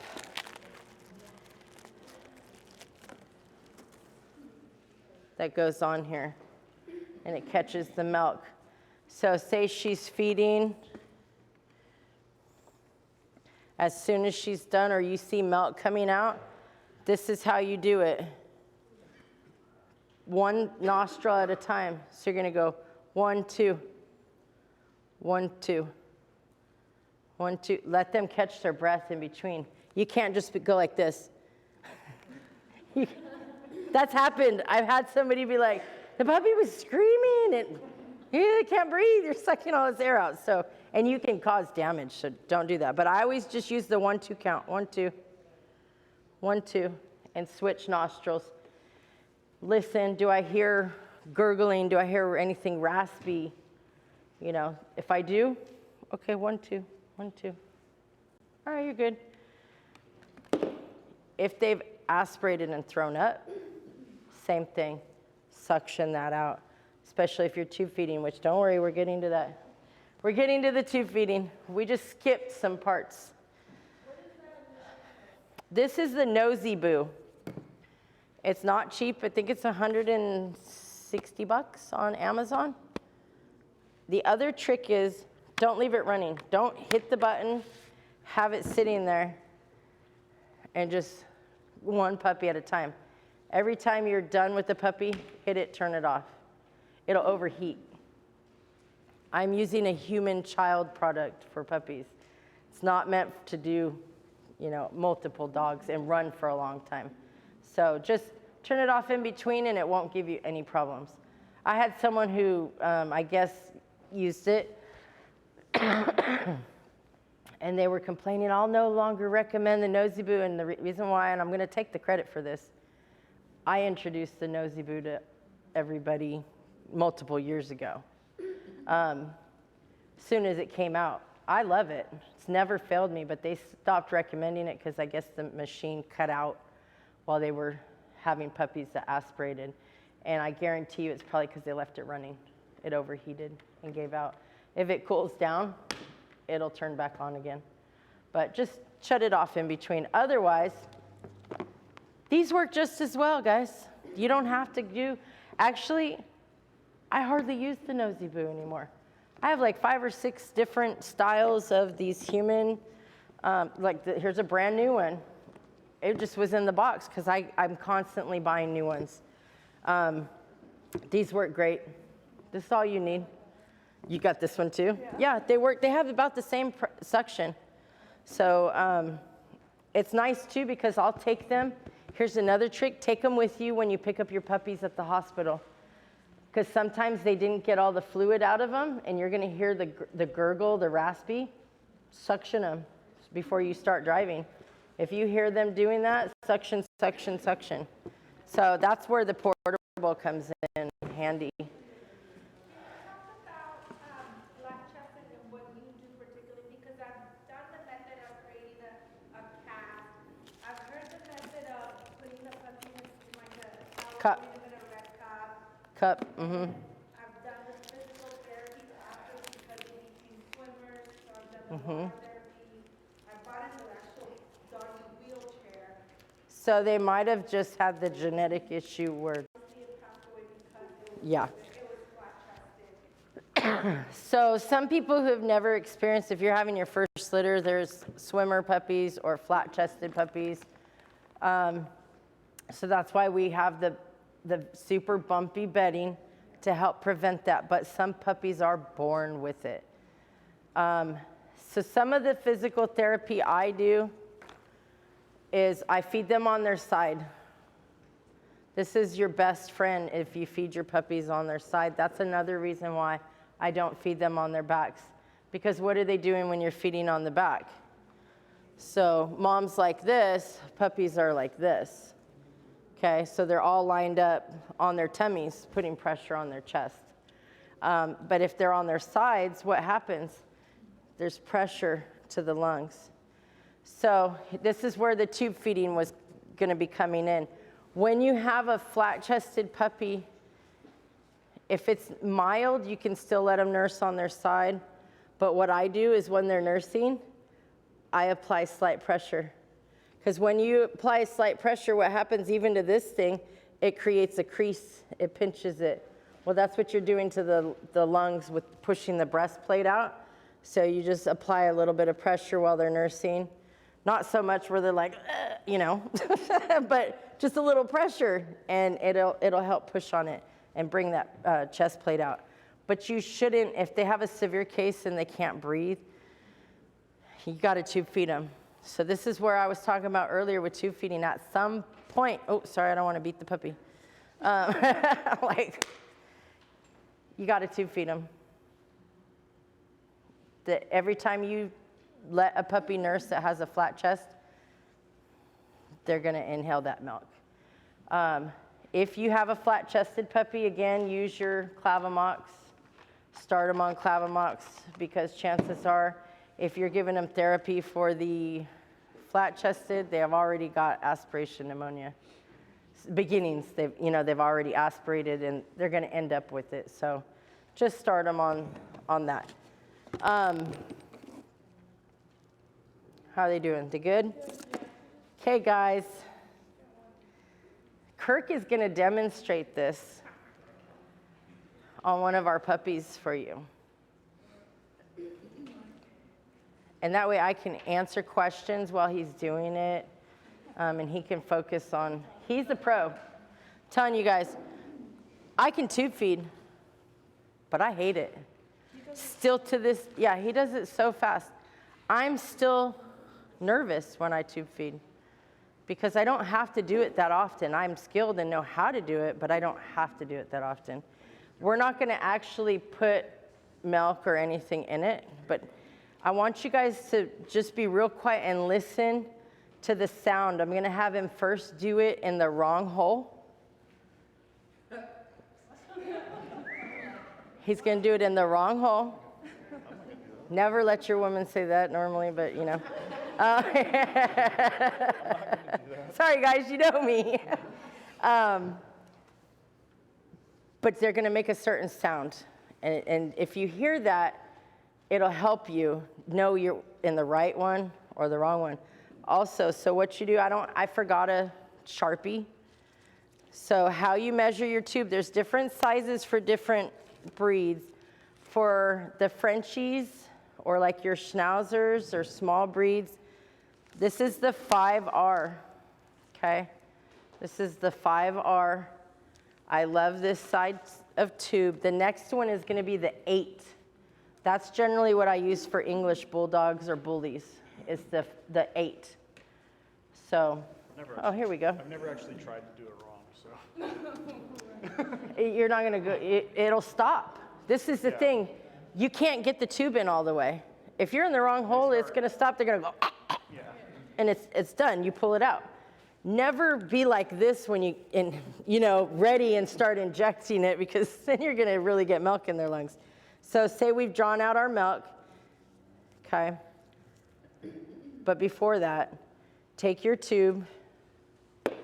Here's our puppy. I don't want the fuzzy, because not everybody likes fluffies. Some fluffy haters. Okay, so how you measure is from the tip of their nose, okay? From the tip of their nose to the last rib. So the last rib is right here. I'm gonna stretch it out. That's how long I need this tube to go in, okay? So you put the end of the tube to the last rib and to the tip of the nose. That's how long it needs to be. Now I'm gonna make my mark. Okay, so I made my mark right there. Now I can let it go because I know how far. So I'll take a Sharpie and go all the way around it, real bold, so I can see it because I'm blind. Like you all are a blur. I know there's bodies there, but I can't see your faces. Now I know if it goes in all the way to that mark, we're in the right spot. It'll stop about here if you're in the wrong one. So we've had gloves on. What I'm going to do, though, so you all can see, I'm going to let Emily, we're going to slide, hang on. You're just in a rush, aren't you? He's like, yes, I'm going to tube feed. So give me, that little chunky baby give me one. pretty much done. And then I'm going to slide you this way. Just stay with her. Just stay with her. Kit Kat, you're fine, Mama. You're fine. Ooh. Kit Kat, you're fine. I was trying not to make noise. There you go. They're probably done anyway. Okay. Grab one of the little blankets. We're going to do it right here on the table. Oh, no, don't cry. And you're going to stand on that side because they're going to need to see you. I'm gonna clear Kirk a little. But you stay right here, measure it. I'm gonna move this stuff so everyone can see on both sides.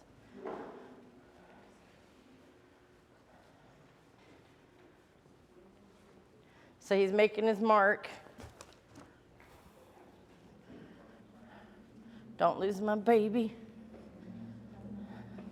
Hold on. Let me get these out of the way for everybody to see. No. More nervous trying to do it wrong. He's going to be gentle, guys. Don't worry. It's not anything that's going to harm the puppy.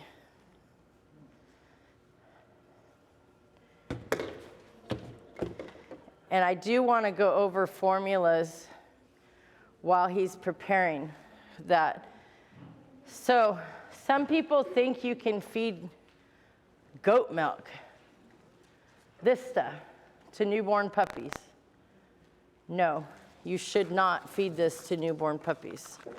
It is not balanced for them, digestion. Some bully people say, I've been doing it for years and I have no problems. But I'll tell you, all my English people and my Frenchy people have problems. Weak-looking puppies, not healthy, not digesting food, and so forth because they're using this. So just use puppy formula. If you want to use goat milk puppy formula, go ahead. That's designed for puppies. Now, any of you guys over here, if you want to see better, you can stand right behind Emily if you want a close-up. Otherwise, I don't think I can move all this stuff in time. Can you guys see over there? Yeah? Okay. Yep. So we're going to be real quiet so you guys can hear.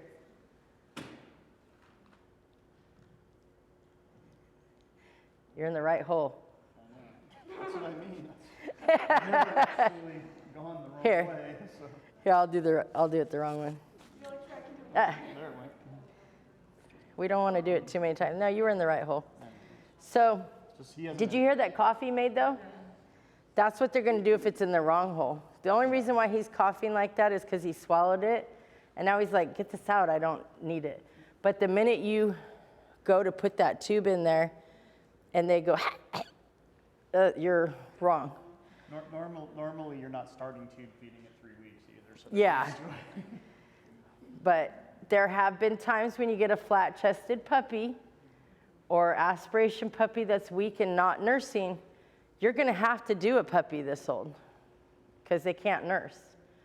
So do you see how he just feeds it to him and he's, do you guys see that? Super easy. What's your question? You got it to the wrong home, Mm-hmm. and you accidentally fed them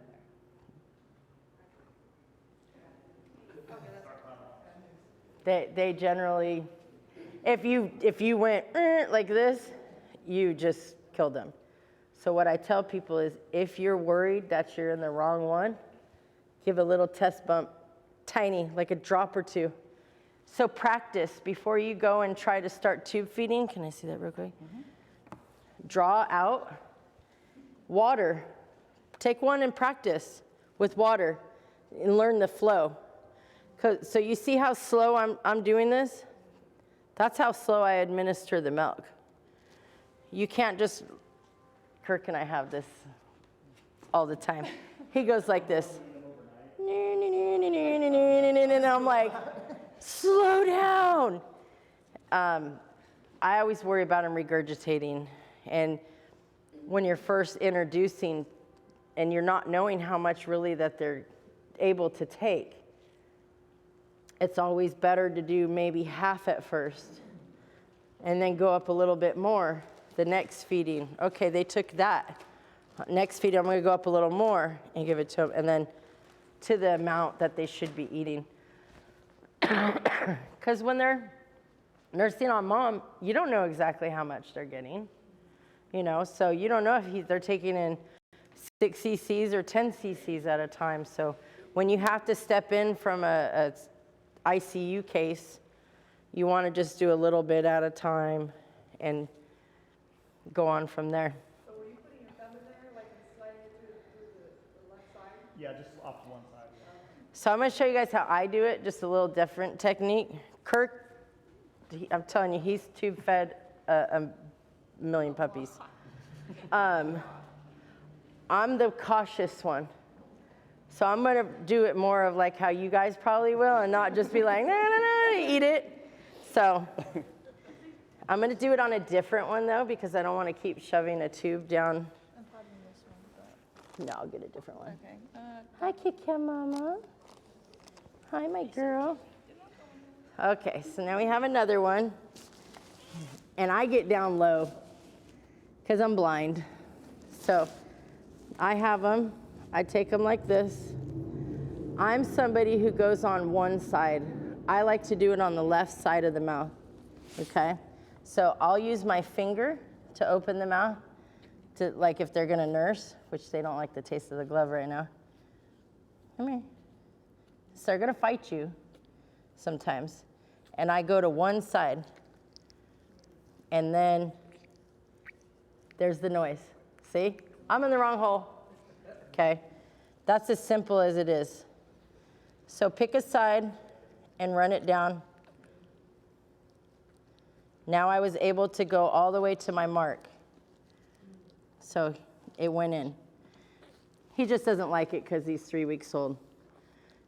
But notice now he's chewing on it. He's not choking. If I was in the wrong one, he'd continue to hack and choke. So we're in the right hole because he's comfortable. So that's it. It's like, why'd you just shove that down my throat? Sorry. God, you're cute. Oh, that's a girl. Oh, you're cute. She's a whiner. She's the one that, like, She's a fatty. she is. She's Whee. So, you guys want me to demonstrate anything else with it? Practice with water. Get used to that flow of slow. Oh, good. Yeah, see? Make sure there's no air in the tube. Make sure there's no air in this tube, okay? So what you do, you drew out your formula, push it until only milk comes out. Then administer the tube, okay? Always get the air out because you're gonna fill up their tummy full of air and then they're really gonna regurgitate the milk. So yes, good job, Emily. So yeah, push out any air that could be in the tube. Anything else, guys? Did you guys get the sizes? So 5R for your small breeds. There's even a smaller one. So if you have Yorkies or something like that, you're gonna go one size smaller. That's when we use the 8. So the 8 is for the bigger puppies. And you'll really like tube feeding with that one because it's twice the size of this. So it's not as soft and you feel safer knowing exactly where the tube is going. But now that you've tube fed your puppy, the key is to let them suck on your finger after. So the problem with tube feeding is you haven't kicked in their digestion by stimulating from the nursing. Nursing stimulates their stomach to start working. So when you let them suck on your finger afterwards, or even during, I have some that I'll put the tube in and then I'll give them my finger and slowly start going. And it helps tremendously with their digestion. Puppies that aren't breaking down the formula and so forth from tube feeding or gaining weight properly is because generally they're not letting them nurse long enough to stimulate their stomachs to start digesting. So here's our tube feeding. We tackled that one. There's a little thing you can buy on Amazon to sanitize the tubes. You're gonna use different syringes all the time. But to sanitize those tubes, it's a little, they use it for the Dr. Brown's human babies to do the nipples. You microwave it, you put a little bit of water in this pouch that seals. You can buy them on Amazon. Throw your tubes in there, throw them in the microwave. They're sanitized. It's super, super hot. And then take them out of the bag right away and let them cool because they get all bent and distorted if you don't. So here's a product I want to talk about. If you have weak puppies, a fading puppies, another common issue. Doesn't always mean CHV. Sometimes they're just behind. They're a little weak. Maybe they're not eating as much as the others, or they just didn't get as good of a start. This stuff is the pet tonic, okay? Have you ever used liver water? Did you guys ever use liver water or heard about the liver water? It's a pain to make, right? And store it and all that. That's what this is. But better. It's like super liver water. Amazon. Pet tinic, T-I-N-I-C. Pet tinic. This is liver with the sugar, with vitamin B12, and everything else. It'll even tell you on there, liver. It smells like iron, super strong, but they like it. The puppies will eat it. Puppies this age, I'm gonna give, in a 1 cc, I'm gonna give 0.01 in a 1 cc syringe, 0.01. Newborn puppies, literally like 2 or 3 drops. It's full of sugar, full of iron. Now, don't panic for the first time they urinate after giving this. It's gonna look brown sometimes, or if they poop, it's gonna look brown sometimes because of all the iron you just gave them. But the first time I ever used this, Kirk was shocked. We had a puppy, well, first time I ever used it with him. I've used this, you see how old the label is? This stuff's been around since the 70s, okay? Nobody hardly knows about this stuff anymore. There's just a handful of people, and generally it's because they're old school breeders who've been doing it a long time, or it's people 3 years ago that I turned on to it and said, hey, gotta get this stuff, it works great. I've had puppies that literally were looking dead, just fading, getting that shriveled look, looking all weak. You only give that twice, sometimes once, and they've come back. It's amazing stuff. So I'll give it to them once a day until they get strong again. If it's really crucial, I'll give it in the morning, and then 12 hours later, I'll give another few drops. But small breeds, super small breeds, this stuff is a must because like little Yorkies, poodles, your toy breeds, Pomeranians. Now we have Pekingese we added to our program. A lot of us are not just sticking to the bully breeds anymore. We're adding a lot of other toy breeds. All of this stuff is no different than I would do for any breed. Bullies, Great Dane puppies, maybe a little different, you know, because they're big. I would have a whelping box for them. But you don't see Great Dane puppies going to incubators. So for dogs that, let's say you're bringing in a new breed who does self-whelp, would you still have a setup like that? Mm-hmm. I love it. I love it. I have a friend of mine's female Frenchie doesn't like to leave the puppies. She's one you leave all the time with them. I put it up next to the steps. She comes in and out of it as she pleases.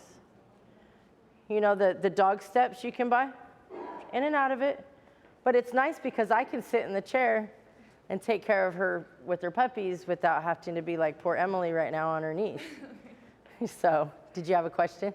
Yeah, when you said that, because I was thinking like, oh, crush them, or are you nervous about puppies? It depends on the breed. Like she has schnauzers, mini schnauzers. My friend's Frenchie is tiny. She's like 12 pounds.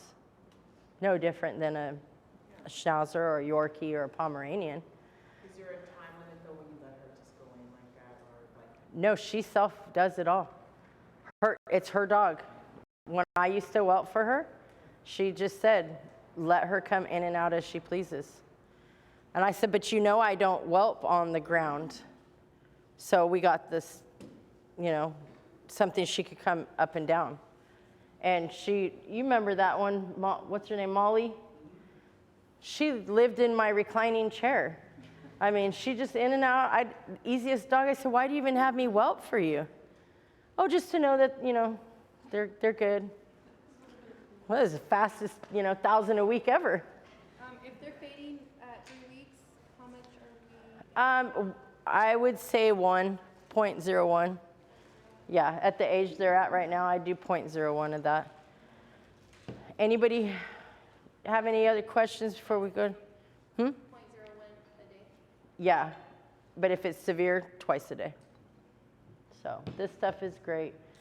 Now say I have an aspiration puppy, okay? Now we're gonna touch into some more crazy stuff. I'm gonna tell you what I do, but I'm not telling you to go do it. I'm just gonna show you what I do.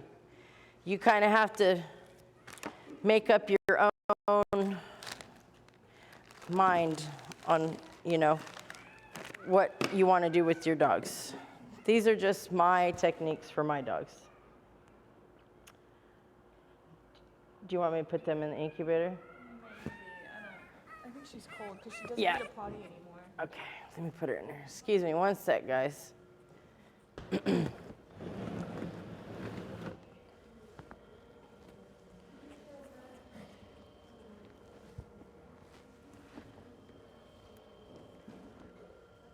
Oh my God, you're so nice. That's your puppy. Oh, I know which one it is.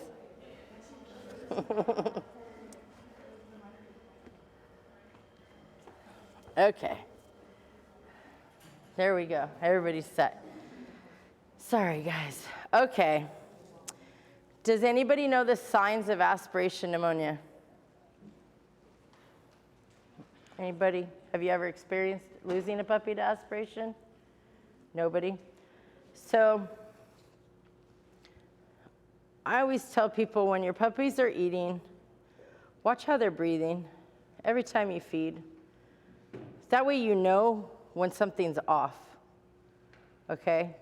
Don't just be like, oh, puppies are on, they're eating, okay, we're good, and then cut on your phone or do anything. So pay attention to your puppies, because paying attention to your puppies is gonna save their life to catch something early before it becomes a problem that you just can't fix.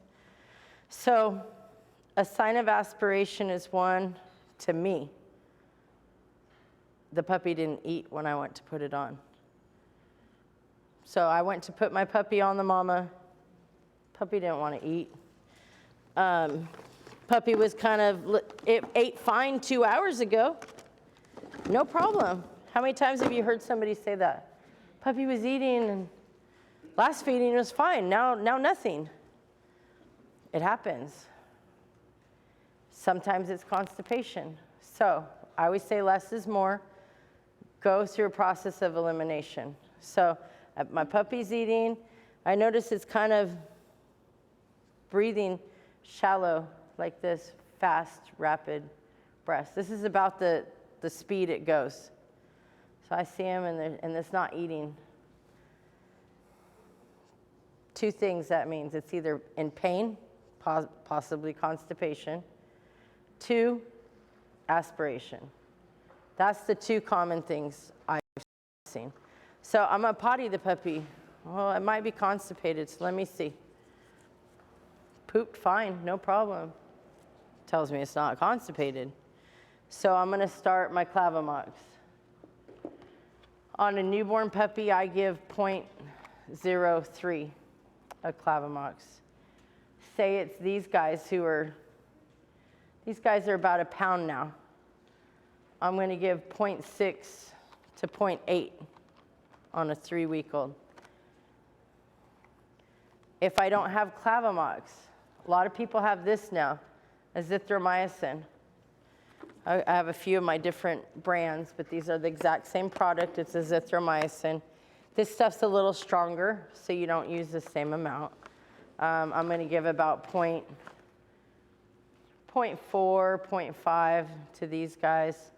Newborns, I'm gonna give like 0.2 just a little bit less than Clavamox. But this is, if the puppy's really bad, I just start off with azithromycin.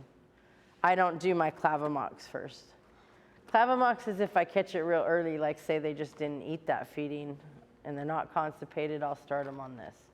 If they're already gasping, have you all seen them when they have it, they're literally gasping or crying all the time, or the death cry we call it.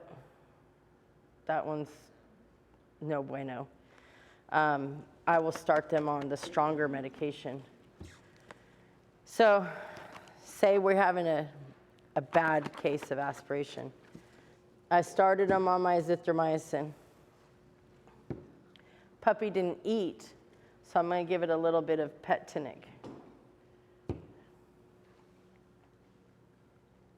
There it is.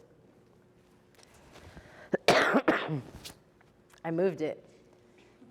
This stuff is amazing, colloidal silver. I don't know if any of you guys have ever used it, but you can actually do a little bit of a breathing treatment with it, with water and your nebulizers. Everybody buy a nebulizer if you're going to be breeding, because there's going to be an emergency time where this is going to come in handy and you're going to need this. Or you're going to need to do a breathing treatment in general. I'll first try to do a treatment with like the colloidal silver. If you don't have a nebulizer, you can give the colloidal silver a drop or two orally. Just a drop or two is all it takes. And it's an immune booster, okay? If you have puppies with eye infections, ear infections, you can also put this wounds. It does amazing things. So how are we on time? Do I have time to go through these? So I got 20 minutes? Yeah? Okay. If you have a nebulizer, this is albuterol. A lot of people have a child or asthmatic themselves who have albuterol. You're only going to use half of a tube for the puppy. Put it in the nebulizer. Is going to have a little cup. You're going to squirt half of it in there. Tighten it on. Now the trick I do, so they come with these masks. The masks don't work good. They just don't. So I cut all this off right here. I take this top off my water bottle, take the cap off. It fits exactly onto the nebulizer, and I've now made a mask that goes over my puppies. Fits perfect. I had to do that, I don't know, 15 years ago, and it works. But if you do cut the top off of the bottle, put tape around it, please. So it's very sharp. You don't want to scratch the puppies, but this fits perfectly onto the nebulizer. You're going to put your albuterol in there. Now, am I going to say do this right away? No.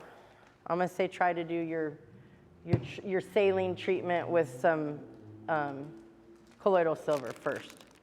Try to do that first. Don't do this. This accelerates the heart rate. This is a steroid. This isn't anything to be taken lightly. So I'm just showing you guys this for an emergency on a really bad puppy, because a lot of times you can't get to the vet, or the vet doesn't have a nebulizer, and all they're going to do is put them on oxygen. But the minute they come out of the oxygen, they're back to struggling breathing. A lot of doctors are afraid to give an injection of dexamethasone. I keep this on hand. This is one of my empty bottles. But I keep this on hand because our vet has shown me how to properly use it on our puppies as a first immediate response kind of a thing.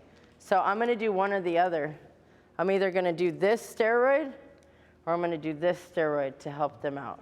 Don't do them in conjunction with each other. Okay, so some people like Sean have this on hand, so he knows how to use it properly, which they're good friends. He would show him how to use it properly. But if you don't have that on hand, you're going to find this a lot easier. This is more common. So just be real careful on what you use. Learn the medicines. Don't try to play doctor. Take your puppy in after. This is just if I can't get to the vet. They can't get me in. What do? Just let the puppy get worse and worse? No. My vet always tells us, well, you know more than I do when it comes to raising puppies. Swear to God, he doesn't raise puppies. Now, he could tell me how to give all these medications, but does he know the symptoms and all this stuff to tell me what, and what it is, this and that? No. They do a process of elimination. Well, it could be aspiration, so start this. Okay, puppy continues to get worse. Then you got to call, you got to come back, you got to do all this stuff. So having these items on hand is just going to help ensure your puppy's surviving before you can get them into the vet. TrueView. How many of you guys know TrueView Reproduction? Go follow them on Instagram. Go to their site. Amazing repro people who have these amazing items available. This is my favorite that I hardly ever use albuterol anymore. I'll only use it if I'm out. This is pneumonia treatment. Okay, this is pneumonia treatment. Okay, you can buy this through them. You're gonna need a nebulizer for it. Twice a day, 6 ml. Order it from them. Everybody have that on hand because that works better than the albuterol. Works better than the dexamethasone. I've saved so many puppies with that. This is the other one, which in humans they use as well. It's called Mucomist. Okay, Mucomist you can buy through them too. It's another nebulizer treatment that you can do. They'll instruct you guys the proper way, how to use them. But it's 6 ml twice a day. They have a special way. They'll say you do one and then do the other one.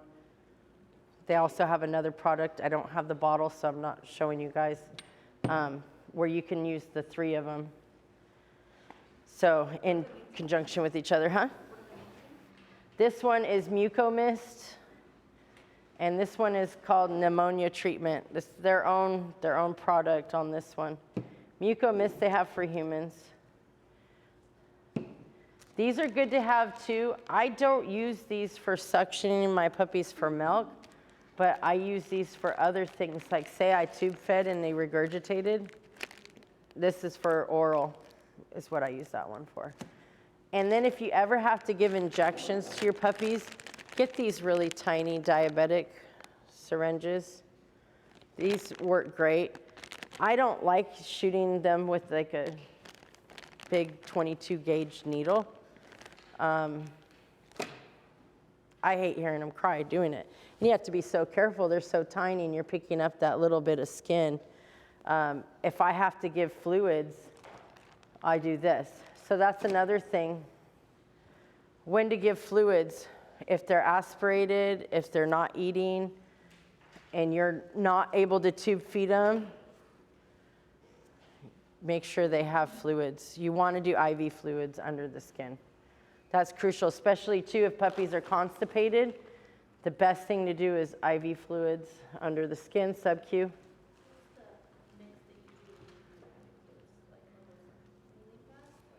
The lactated ringer. Yeah. So the lactated ringer for newborn puppies, I probably give them 2 ml, just a little bit.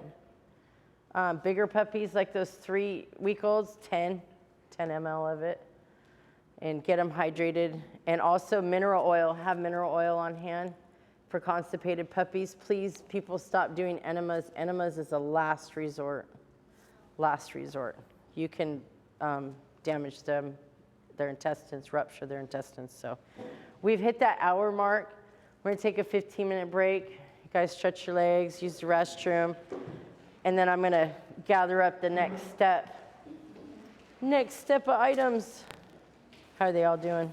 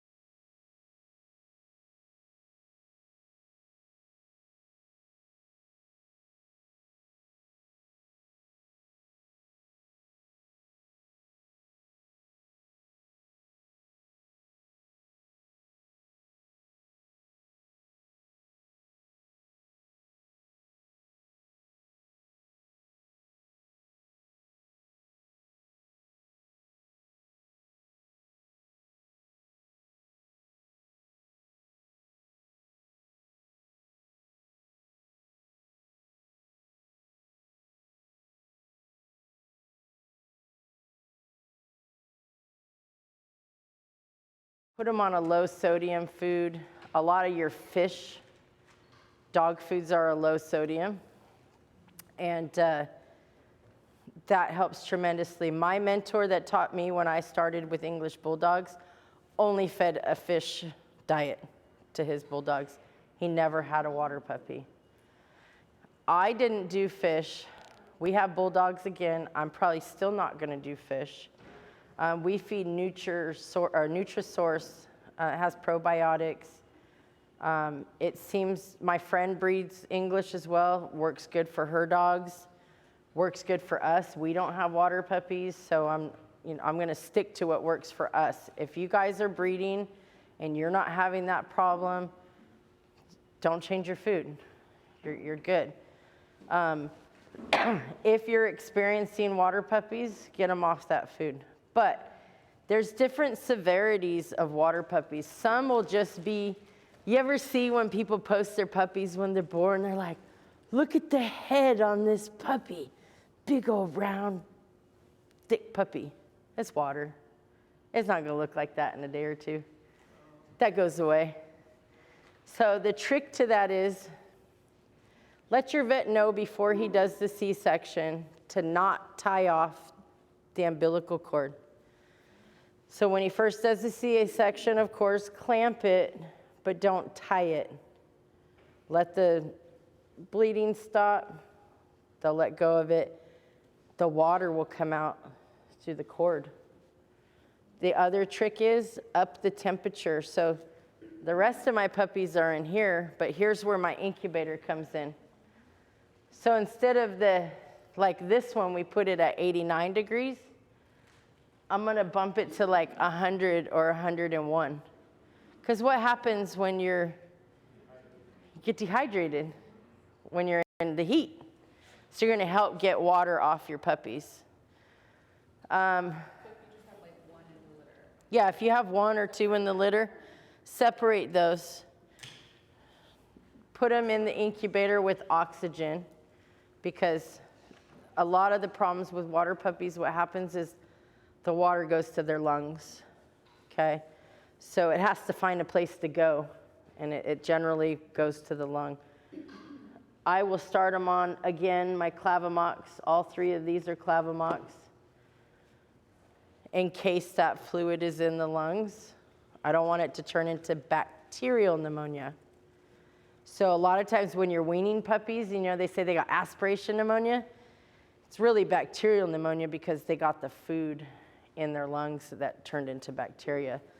So, excuse me. Also, that's where this dexamethasone comes in handy. If your vet is willing to give them a dex shot when they're born, this is a steroid. This will help strengthen their lungs so the water doesn't go into their lungs from the fluids. Also, say you don't have access to this, the vet says, no, I'm not gonna do that for you. Some vets don't like when you know more than them. They don't raise puppies. So they'll be like, you can't give that. Well, our vet's a reproductive specialist. So if I tell him, hey doc, this stuff works real good, can I have it? Here you go. He gives it to me because he knows we know what we're doing. I'm not trying to play doctor. I just know there's meds that I'm not able to get a hold of that will help my puppies. So otherwise, you can use albuterol.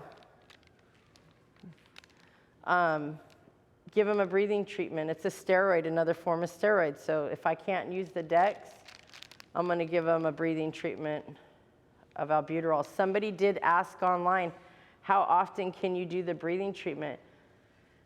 I don't like to do it that often. You're using a steroid, okay? Don't overdo it and think I'm going to keep doing these breathing treatments because my puppy can't breathe. The medicine is in there. You just got to let it have time to work, okay? So I'll do it maybe once every 12 hours if they're bad.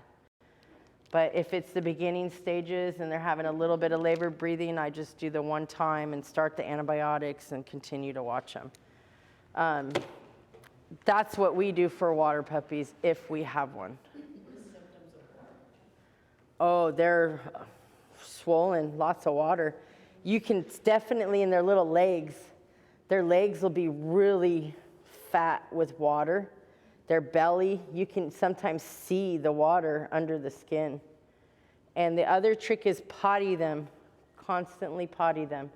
So I've got them in the incubator, they're at the high temp, I've done my breathing treatment, and every 15 minutes, I'm gonna potty this puppy.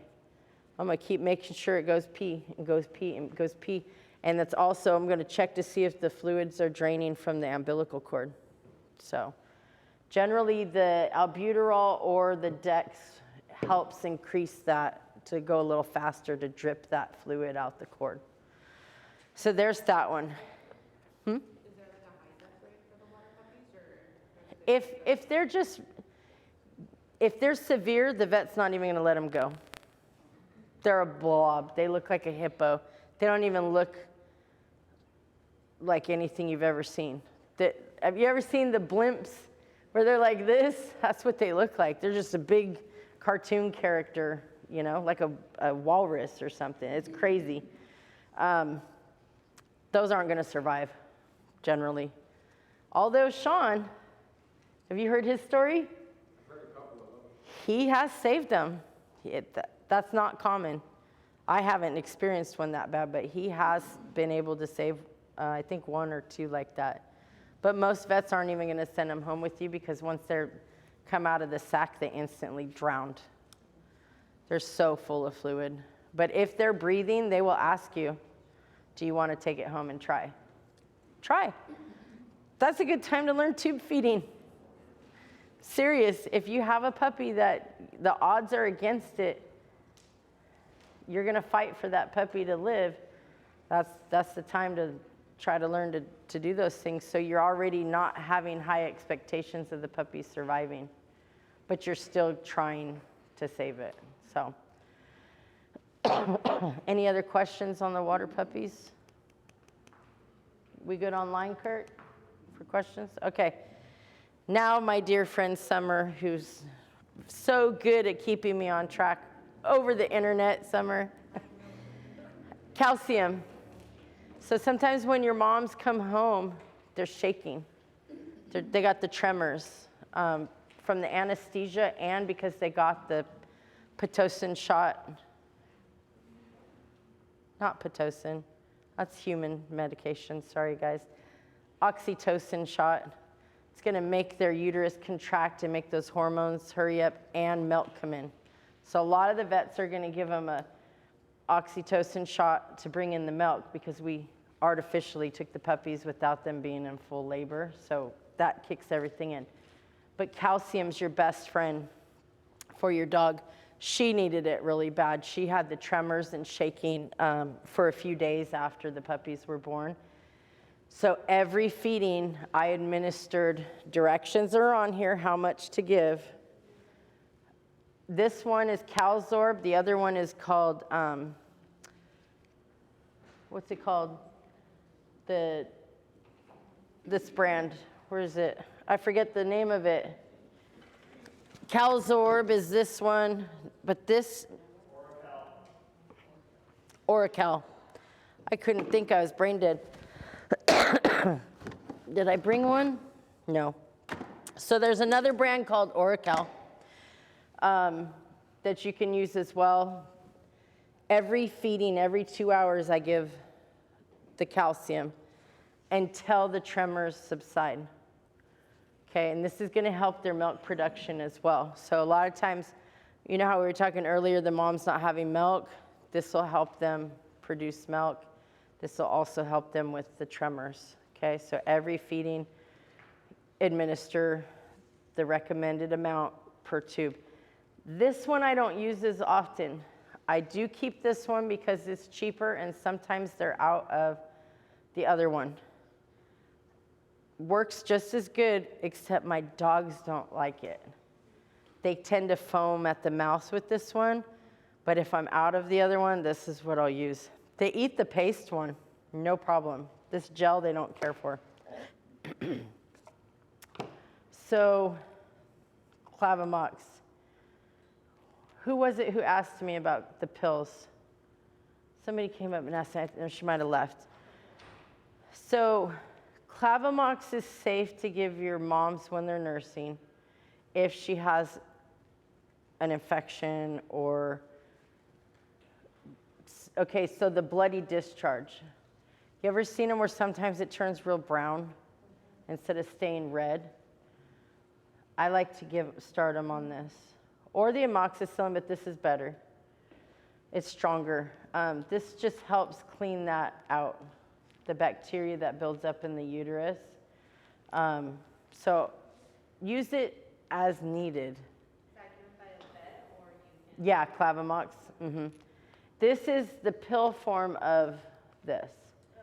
So the liquid form is more of a pediatric dose, is what this is. This is adult dose. So this is the 125 milligram. It's always good to have these things on hand. Work with your vet. Build a relationship with your vet. If your vet's not willing to work with you, find another vet. Find someone who's more open to breeding. Believe it or not, a lot of vets don't like breeders. They really don't. They'll take your money, but they're not going to help you be successful. Does that make sense? Some are like, oh, you want a C-section? Okay, but they're not going to help you from, anything else. Now, formulas. What brands are you guys familiar with? Everybody knows the Espalac, right? Espalac is tried and true. I've started in the mid-90s using that, but when I started breeding English Bulldogs in like 97, that's all we used was Espalac. Never had a problem. Some people try to say, oh, it doesn't work good for my puppies. Okay, try a different brand. Try the goat one. They have the goat one. I find that one is more gentle for the puppies. They tend to break it down better. So I'll use the Espalac goat milk. But I'm super happy that I found this one. This ends up being cheaper. Since COVID, Espalac, I think, must be made in China because it's doubled in price and now you can't even get it. But this, no problem. This is the goat lac. Okay, so this is from Thomas Labs. As you see, we buy a large container. Don't kid yourselves and buy a little one. You're going to go through this. If you're having to hand rear puppies, you're going to go through this. Once you open it, it has to be refrigerated, all of the brands of formula, any of the powders. Put them in the refrigerator. They're good up to 3 months, though, in the refrigerator. So you don't have to worry about it going bad or anything. Just keep it in the fridge. Just don't feed this stuff. That drives me crazy. It's not balanced. Some people make their own formula. Have you ever heard of that one? They take the goat milk and they add the egg and the yogurt. It's called the Soares formula. Soares formula. I'm not going to say it doesn't work because it's worked for a lot of people. But I have a lot of people like Grinchy breeders who use that. But then I have them calling me saying their puppies have massive diarrhea and literally like dropping like flies. So what are you feeding them? They were feeding the homemade formula. Well, they got E. coli from the raw egg that goes in it. That's where this comes in. So I tell them, do this combo. These are my 3. The probiotic, the Metro Albon combination with the Clavamox. I had a guy who had a $500,000 litter, and I saved his puppies when he went to the vet twice and was losing puppies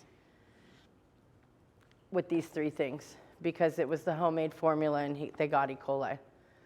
But the vet didn't know that. Us as a breeder, well, what are you feeding them is the first thing I'm going to ask you. How are you doing? The vet doesn't ask that. The vet just goes, well, it could be this, so we'll just give that. How many times have people said they go to the vet, vet's not helping me, they just gave me some meds and it's not working. So you have to just learn these different combos of stuff you can do to kind of treat it yourself. Because not all of them even have the knowledge of it. It's not that they're not trying to help you, they just don't know because they don't raise puppies. It's not what vets do. So that combo always worked for me. Nail trimming, okay? get yourselves these. These little 3-week-old puppies need their nails trimmed, okay? You see how they get these little sharp hooks, scratch each other, scratching the poor mama.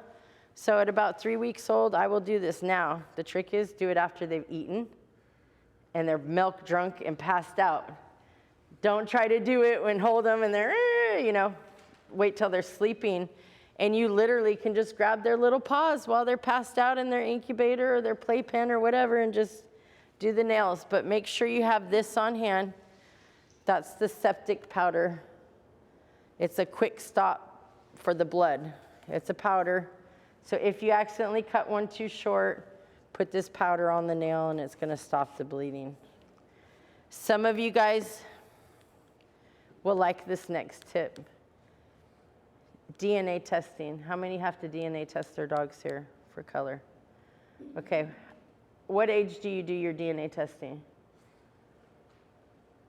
This litter, we did it at 6 weeks, And how long does it take to come back if you're using Davis? 3 weeks, 17 days. Right now, they're months. Oh, Yeah. I just got my DNA test for a puppy I bought in September. In August, I submitted it on September 10th and I got it back on October 4th. You're lucky.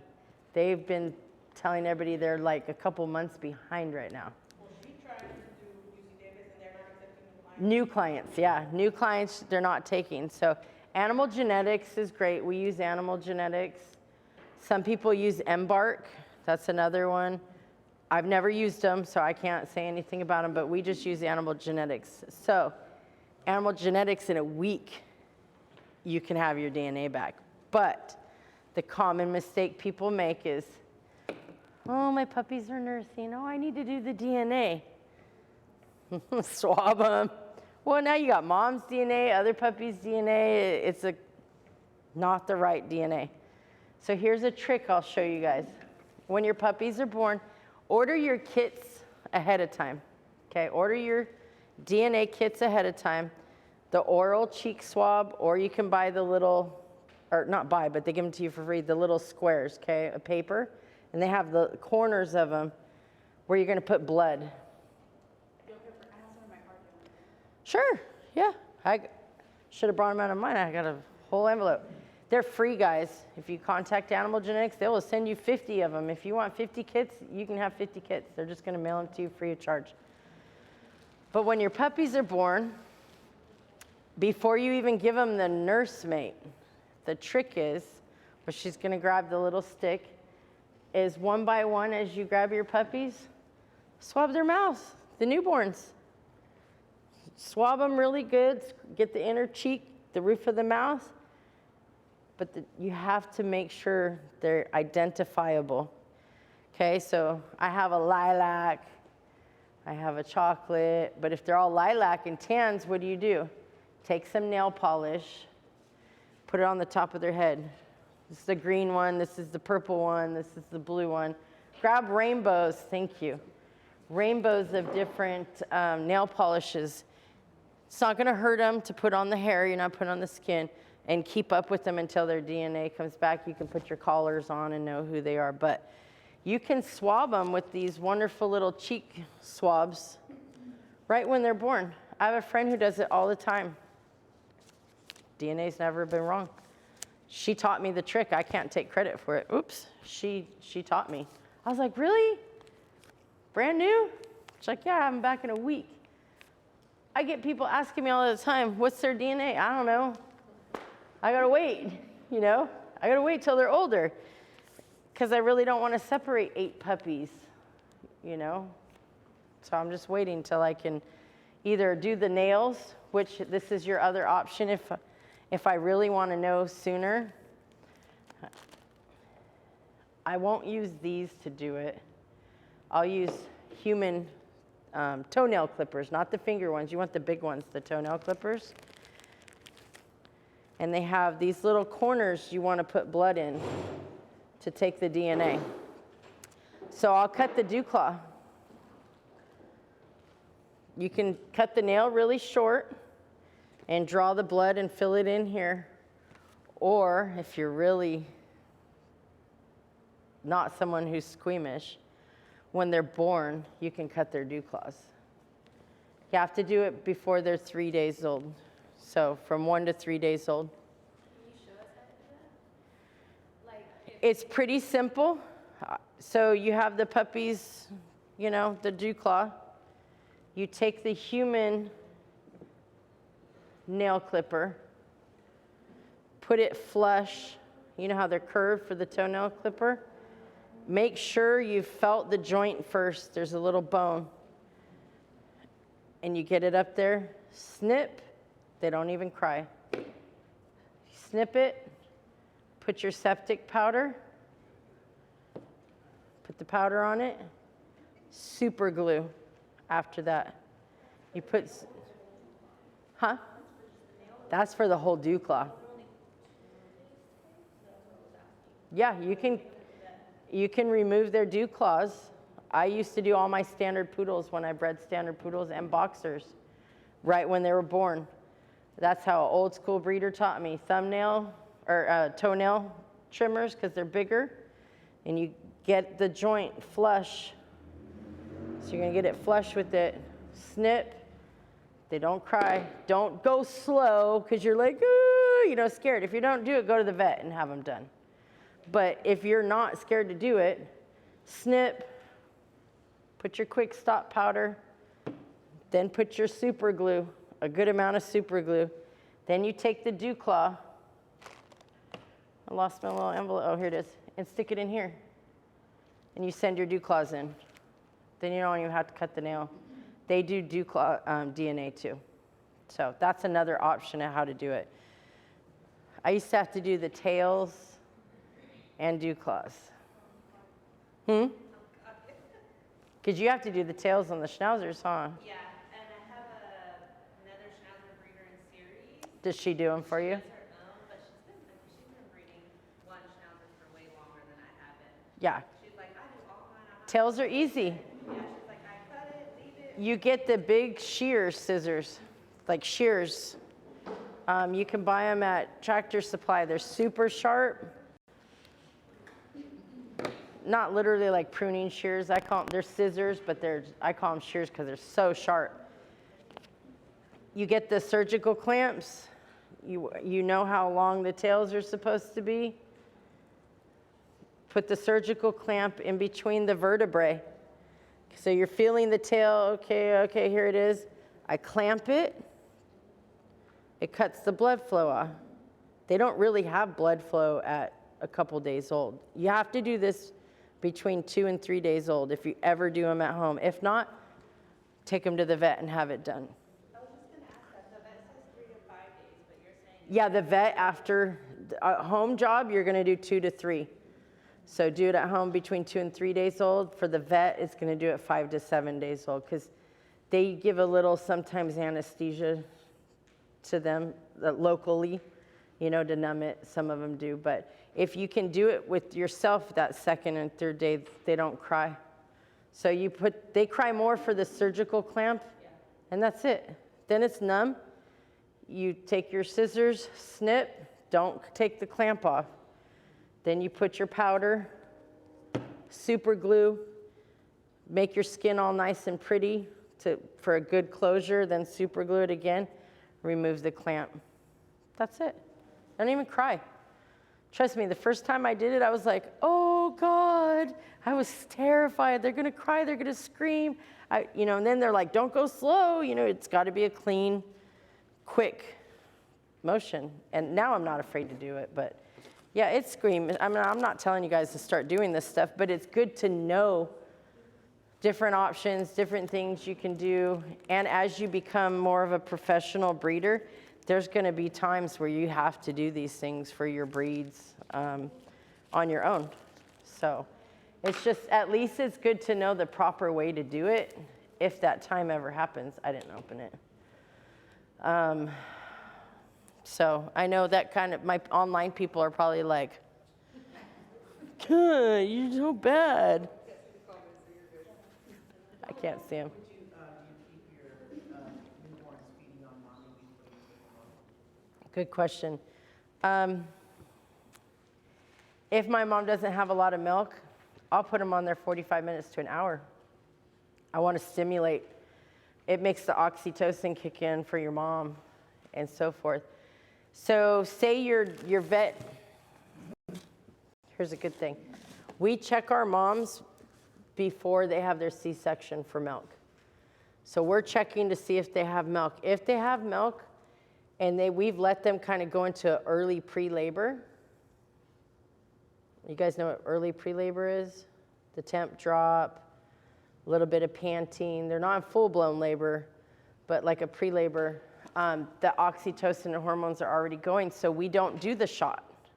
We'll tell them, don't give a shot. Because what happens is you got moms with engorged teats. Y'all seen that, where they're huge, engorged, and the puppies are choking on milk, or they're too big, they can't even nurse because they're so engorged with milk. Because they already had milk, and now we just gave them a shot to make them make even more milk. So be hands-on and check your females. Don't just say, oh, here, my dog's here for a C-section, and send it on in. You know, say, hey, doc, her milk, her colostrum's already in. I don't want to do the shot. Our vet goes, okay, no problem. If you need it, come back. I'll give you a oxytocin shot, and that's it. So.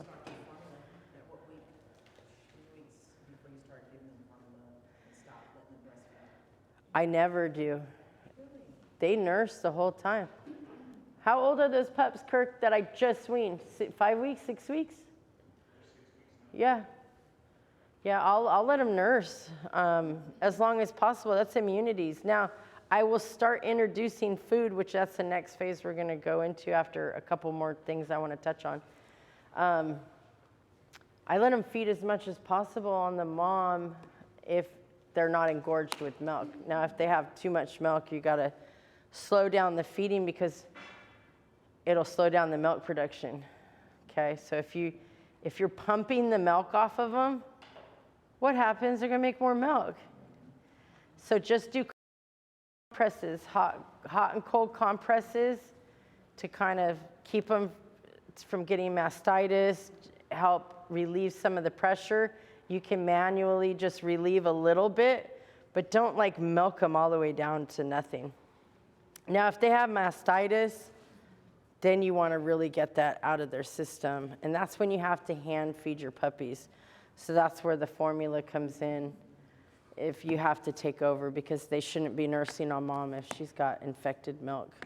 And remember, the key to knowing that a lot of times is drawing from way back here forward to really massage the breast tissue to pull the milk out and check the color. If it's yellow in the beginning, like a yellowish clear, that's colostrum.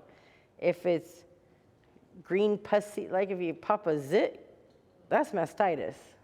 So that's pure pus coming out of them. So you don't want to do that. It should, after the first few days, it should be nice white milk. Sometimes with a little off-white tinge, that's generally in the beginning because the colostrum's still coming through. Let's see. Oh, what was the other one I didn't want to miss? You guys know how to treat mastitis? Anybody? The good old-fashioned cabbage leaves. Take cabbage leaves. Take them like, I peeled off a leaf. Do this to them, break them up real good, and then apply them to the whole mammary system. And then start your amoxicillin every 12 hours and cabbage leaves. That will draw out the infection and relieve the pressure. Cabbage leaves work great. And I know some people will be like, what? But human women who have had mastitis know cabbage leaves helped them when they had mastitis. Raw? Yep. I just lay them on, but what I will do is, so say my female's engorged, I will really like rub and break up the tissue. Don't be gentle like, oh, no, you need to massage the tissue, break it up, and then do the thing of pulling, pull the tissue to relieve some of the pus out of them, and then get your cabbage leaves after you've massaged the breast tissue to break that up. If it's a cold raw cabbage leaves, yeah, you can do hot and cold cabbage leaves, switch them out. But when you take them, and like I did with my gloves, break them up, there's a chemical react in the cabbage leaves that helps draw. Oh, sorry guys, I keep hitting you guys. Helps relieve the infection. So then say my moms have their incision, okay? Remember we were talking about the C-section? To help it heal really fast, this is something that I do. So I wipe with the chlorhexidine like every other feeding, but then I take my honey, my raw honey, and I put it down the incision. The healing time's like cut in half. You know, normally it's 14 days. They're healed in like 7 to 10 days. It ups the healing, but it has to be raw.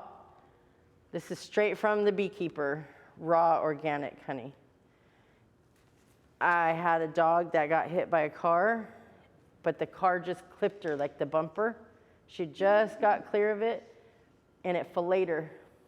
Whole flat, literally. Say this is her rib cage. This whole flap was hanging down like this. Perfect triangle. I was like, oh my God, it was in the middle of the night. So I'm not a squeamish person. I cannot draw blood, but I can stick my hands in a freaking huge open wound and it doesn't bother me. So I'm there washing it with water, looking at it. All the muscle, all the tissue was all good. It was just her skin she wasn't in shock. She wasn't breathing funny like if she got straight hit on. So I took this, washed it all out with water, took my honey. I have jars and jars of this. Slathered it in here. I took her flap, put it back like this, and I put gauze and wrapped her with vet wrap. I left it on her for 4 or 5 days. Didn't touch it, didn't take it off. Opened it up to change it. It was sealed. No joke. This stuff is amazing. Skin was all back. She didn't need stitches. There's no scar to this day. You would never know what happened to her. You remember that with Chloe Kirk? Yeah. All I did was give her antibiotic, cephalexin, and honey. That was it. Fine. She was golden. So this does great for the C-sections. And if you have a breed that requires ear crops, like the schnauzers, I don't know if you leave natural ears, but we used to. I'm barely gonna have my first litter, but I know my husband wants a wood crop, and I feel like they look hideous. But I like them either way. Either way. But if you do an ear crop and you don't want a lot of scar tissue on the ears, put the honey. It works great. It breaks it down. And then with English bulldogs, do you tape their ears? I brought tape just to. Do you glue their ears at all? So coming from an AKC show, which they would disown me, my mentor's probably turning in his grave, that I breed colored dogs now. Okay. That was against the law. Like, you sold your soul to the devil if you had colored dogs. It was only AKC standard. Brindles, fawns, whatever. When I was getting out of English, the blues came out. Oh, they were persecuting anybody who had blue English bulldogs. You're a color breeder. Like, you were the worst. So now I just know he's probably up there like, you sold your soul. But I like them. I realized that they're not that bad. Back then it was, you're ruining the breed, you're this, you're that. Now we're hearing that with fluffies. We're hearing that with hairless. Fluffy English. I mean, yeah, they're doing all these things. So, you know, we're now considered these horrible breeders, but really we're not. No. Nope, you still can't show them. But with Frenchies, you can now register them as a blue. You can register them as a merle. You do have to send pictures in if it's a merle, but they have the option now to register as a blue dog. They have not done that with the English yet. They're still on their standard colors. I don't know. That happened to me the other day.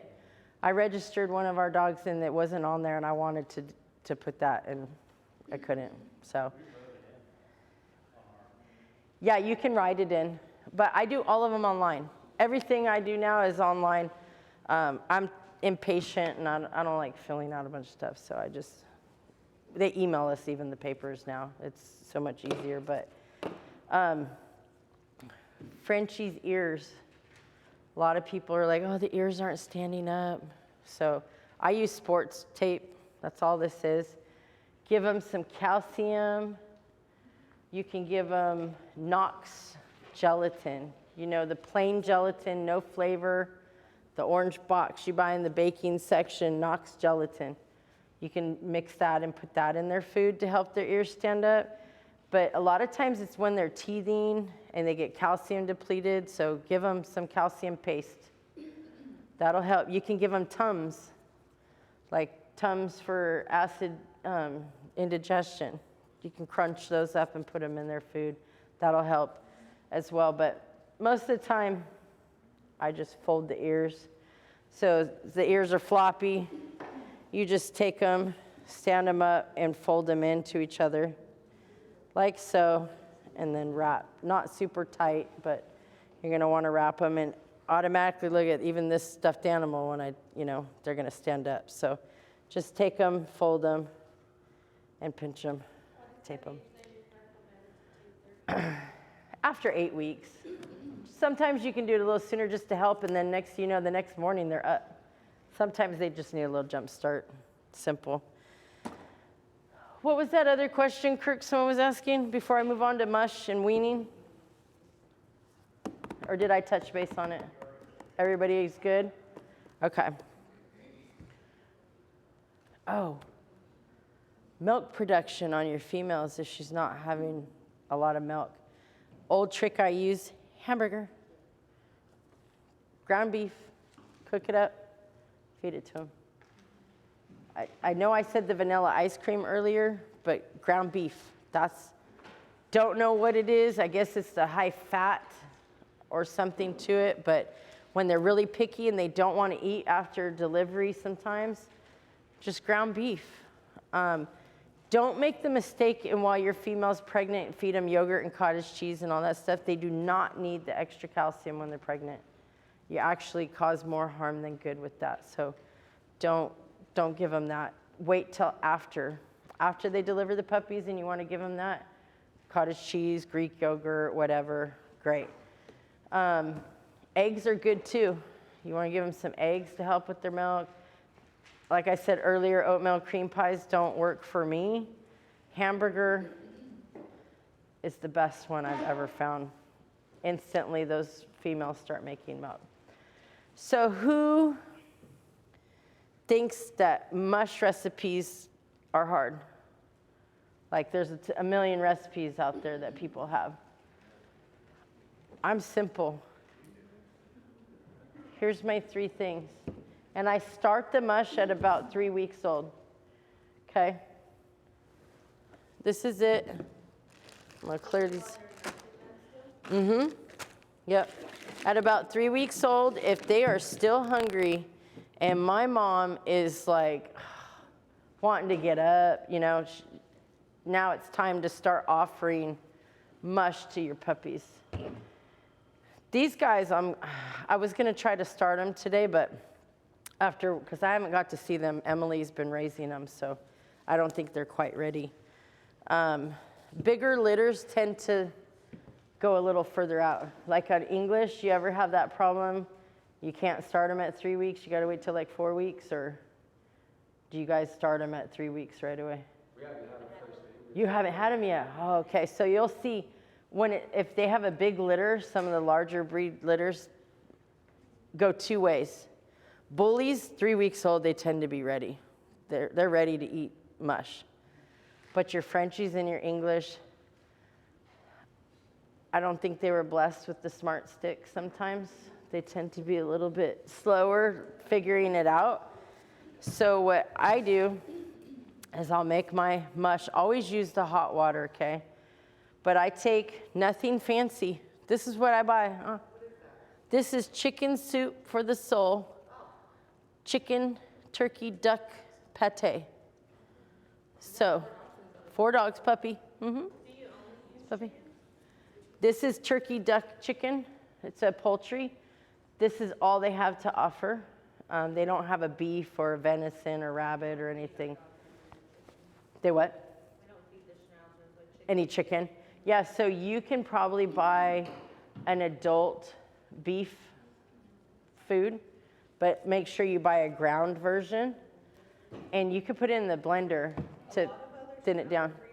Just get pet kibble and then they mix it with water and they don't. Yeah, that's what I was gonna say. So, but my first mush, I don't do the dry food ground up. When I'm first starting them out on mush, I'll take this. I'll use my powder goat milk. This is the only time you're gonna see me use goat milk. Otherwise, I stick to formula always. But say I have a bunch of puppies and I need my formula for the other puppies and bottle feed or whatever, I just use this. But they do fine on this. I don't have any problems switching them from formula to that or from mom onto this. I don't get diarrhea or anything like that. But this just isn't something you can base their whole diet on. That's why I'm against using it for bottle feeding. But weaning, it's fine. God, my throat's dry. So we have our goat milk, our canned food, and my Gerber rice cereal. Well, 3 ingredients, that's it. That's all I do in my hot water, so 4. This is great. It doesn't take a lot. I don't have a measurement. Eye it to how many puppies you have. If you only have 1, 2, or 3, you make a smaller amount. I probably do, so a whole can for this litter, I'll do like a whole can of this. You want to see my measurements? About that much. About that much is about all I use with hot water and mix that up. I don't measure, not even when I cook. Everything's pinches. Same thing with this. I'd probably say 2 tablespoons, not teaspoons, but tablespoons to one of these cans. And the consistency is what's important. A lot of people make it too watery. You ever see people when they show their videos of their puppies feeding and it's like soup? Well, the first thing puppies do when they're first learning, boom, they fall face first into it. And what do they do when they do that? They inhale. Now they've just aspirated food and you have your bacterial pneumonia. So just don't make it soupy, but make it a soft, smooth pate type. And I will feed them one by one on my finger when I first start. I'll take each puppy, give them a little taste, give them a little taste, give them a little taste at that 3-week mark and see how they're doing. This is how I test them. Like, okay, are they ready for it? Are they wanting to eat it? If not, I'm gonna nurse them another 3-4 days, try again. But consistency is the key. Just some days, they'll just out of nowhere click and they say, okay, I'm ready to eat. And you start giving it to them. I use a really flat surface, paper plates, to start weaning my puppies for them to first eat formula. I like it because they're super shallow. And even when you use the puppy weaning bowls, it's deep when you pour it in there. So they sometimes still nosedive. It's just too deep. So I want a real thin surface for them to lick it up. I want them to lick it more than, try to go in and suck it up. That's when they're first learning, they want to suck still, even the food out of the bowl, and you just don't want them to aspirate. Then you can move them up to those weaning bowls and stuff once they get the hang of it. But then after probably the first week of me making a mush like that, I'll do the ground kibble mixed with less canned food, because then you're going to give them too much, too rich, and they're going to get the craps. So I'll cut this in half and then make up the other half with ground kibble, hot water, rice, and now I add pumpkin puree. Pumpkin puree, plain pumpkin puree. You don't need anything else. That's just so they don't get the craps. And it's healthy for their digestion, and they love it. I even give it to the moms. Sometimes when your moms come home from the hospital, they have runny poop from the anesthesia and the stress. You can put a little pumpkin in their food and help with that situation as well. And plus, it's healthy for them. There's nothing wrong with pumpkin. Just if you overdo it, you get the opposite effect and you get diarrhea. So there's a fine line, you know, a teaspoon, a tablespoon, just see which one's working for them. Are you like grinding it up like in a food processor? Or, The pumpkin puree? well, like whenever you make either one of them? No, I just mix it with my hands, except the ground kibble. The ground kibble? Put in a blender or something. Take your kibble, grind, make a powder out of it. Kirk has a fancy schmancy meat grinder. So you pour that sucker in there and it just pours out. You can do a whole, you know, like a Kool-Aid pitcher. I'm old school, sorry. That's what I drank as a kid. But a Kool-Aid pitcher, just pour the sucker right in there and it just grinds it all up. And we put in a Ziploc and then you have enough for days, even a week. So I don't know what those pitchers are for other than Kool-Aid. So lemonade, here we'll say that. Now, once you start the process of your weaning, what comes next? Deworming. Okay, that's when you start deworming your puppies. Not all puppies have to start at 2 weeks. If your puppies are not, you know, ready, use your better judgment, wait a week. Not all of them are going to be ready right away for deworming. This is the over-the-counter one that a lot of people can get. This is, you ever seen the other one, Nemex 2 or Pyrantel? All three of those are the same as this. This is just another brand of it.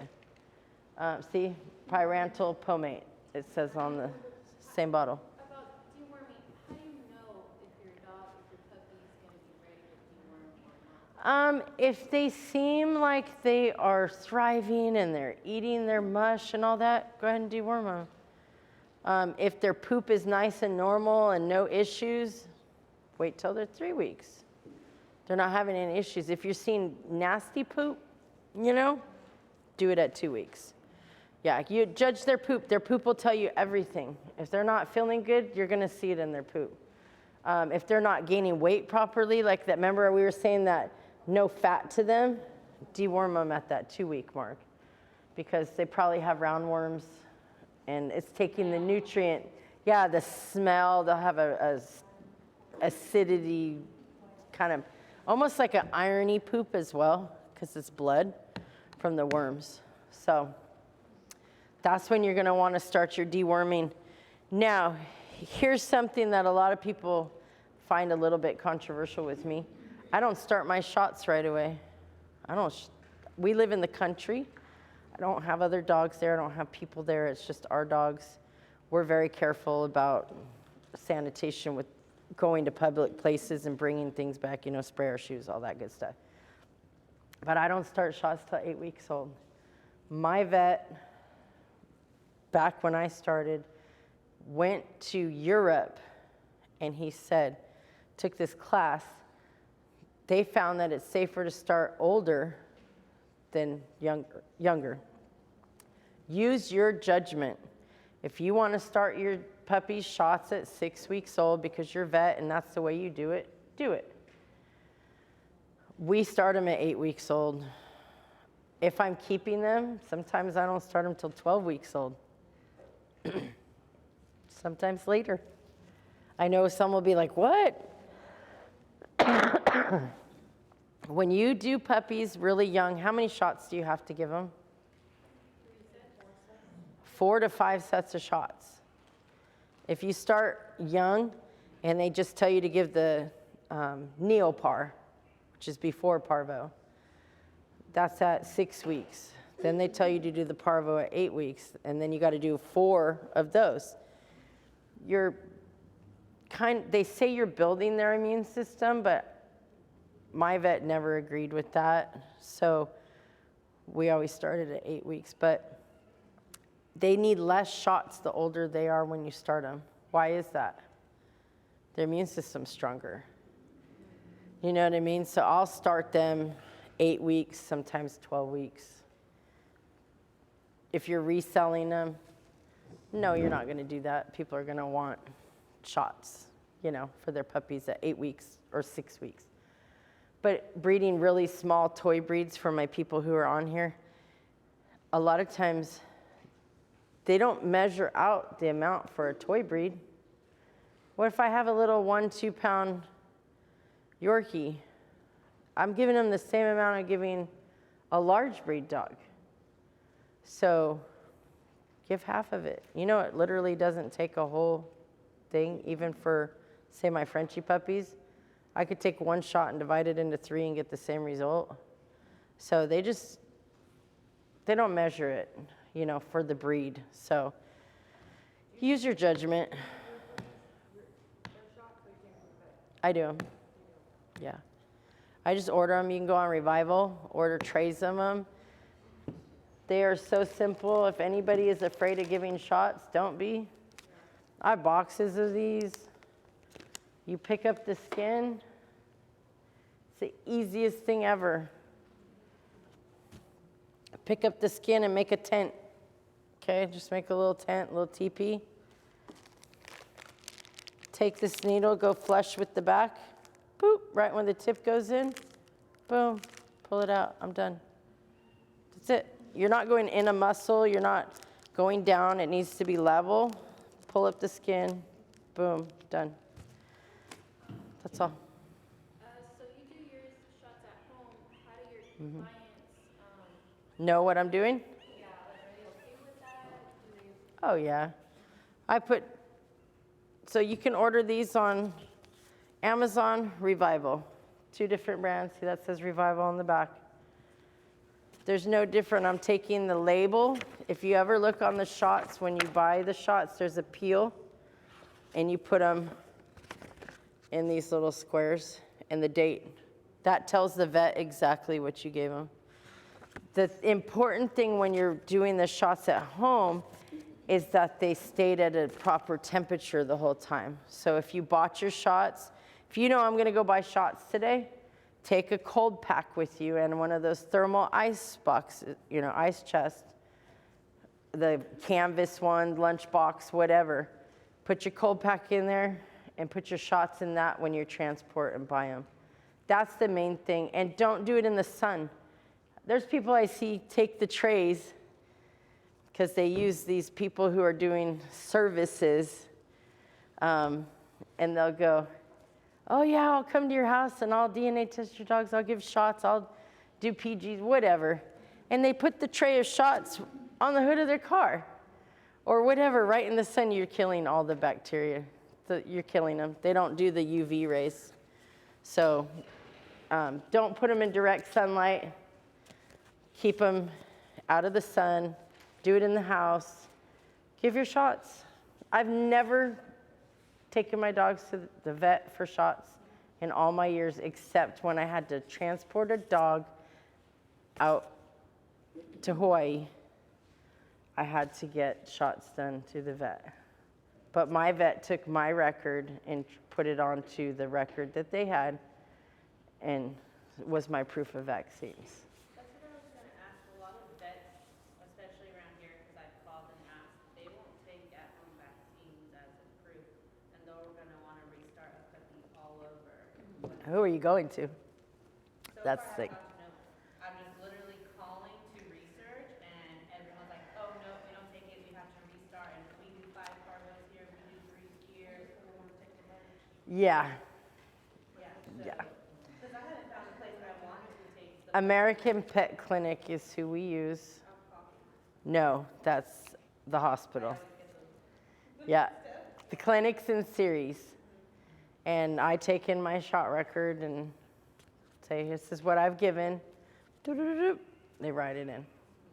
I don't have any problem with it. When I sell puppies, they get their little peel label, you know, I gave it to him. It's on the, My initial goal was to do my own vaccines at home. But then, yeah, when I started calling vets, they're like, oh, we won't take them. And then I started feeling bad thinking, okay, well, my buyers are gonna have to pay to start over. well, some vets will do a whole package though with you to make it feasible. It's the ones who are charging an arm and a leg for your exams and all that stuff that sometimes don't do the shot clinics, you guys. Don't take your puppies to shot clinics. It's hard enough going to the vet to do it. And the one thing at the vet I always ask them to do is come out to my car. My puppies are in a tote or something to transport them, or even a kennel like that, sitting in the car, and they will come do the shots outside. They will. If you tell them, I don't want to bring my puppies in and expose them to anything, it's their first set of shots. But a lot of them have packages. You can do puppy packages. That way, if you don't want to have to go through the hassle or ever having somebody doubt your vaccines, go that route. But don't do the clinics. That was their excuse, our vet used. He was like, the whole temperature thing. He was like, you know that your breeder was keeping the vaccines on. Yep, it's true. It's true. If they don't have it at the right temperature and they're not careful with it, that's why I'm trying to help you guys transport your vaccines, because we order them now. We order trays of them off Revival. So you can do all your own vaccines. They come in the styrofoam with the ice packs. They're all cool. It's pretty much just a 1 or 2 day and you have them. And I've never had them not stay cold. What do you tell the buyers when they go home and their vet tells them they won't take them? Then they're gonna have to either find a vet that'll accept them or they're gonna have to start over. I unfortunately have no pull over that. They're a doctor, you know, if they don't trust them, then you're just gonna have to do them. But at least I know my puppies got their shots and they're safe. So, you know, use your discretion with your vet. If he's willing to make you a discounted puppy pack and your buyers. So that's another thing, guys, talk to your vets that you work with, because back in the day in SoCal, my vet gave me a puppy package for all my clients. So if they bought a puppy from me, he would give them all a discount to make sure they go to him. So they got free vet exam, and then he would do a discount on whatever services needed, and then he'd lock them in. They generally loved him after that because he was a great vet, but that's how he got his new clients all the time. So we, as breeders, we would funnel them. Now, don't get it twisted. Some people are gonna say, oh, so, you know, you were in with your vet, so of course your health records, you know, no, it's not that. He's not doctoring, you know, medical conditions. It was just a discount, you know, like PetSmart has their, what, don't they have a puppy pack? Yeah, so it was the same thing. So depending on the volume of puppies that you do, like ours, or our vets, like, if you sell a lot of puppies, really wanting to keep you happy, your clients happy. Just like I have someone who got a dog the other day who's itching his ear. I called up and say, hey, I sold a puppy, his ear's itching. Can you check it out? It was nothing, but didn't even charge him. I said, can you put it on my account? He goes, no, I'm not going to bill you for that. It's just checking out his ear. That's it. Or with your vets and you're always working with them, you're going to see things go a lot smoother. But find another vet if they're not willing to work with you. There are vets out there. I don't know what city some of you guys are from, but if you really do your homework, you're going to find one. You might have to drive a little bit. I drive 45 minutes to mine.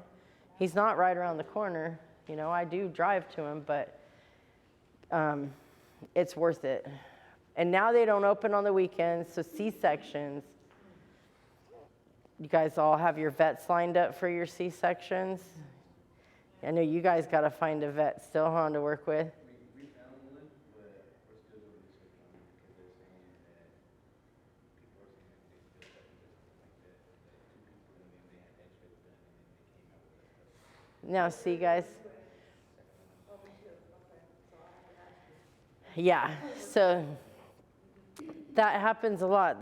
For those who are online he was saying that they have one, but they're checking out still whether he's reliable because, again, the common thing people say is, I did an ultrasound, there was X amount of puppies, but there wasn't that many born.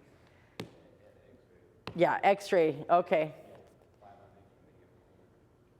That can happen. That can happen. That's one puppy. Yeah, at one puppy, I would say, okay, you have to literally see them individually to know for sure. If they're piled together, you can count. Exactly. Yeah, they can mirror and it look like, especially if the puppy's on top of another one or whatever, it can throw it off. But yeah, one puppy I would not say is somebody stealing puppies. Well, they always say that.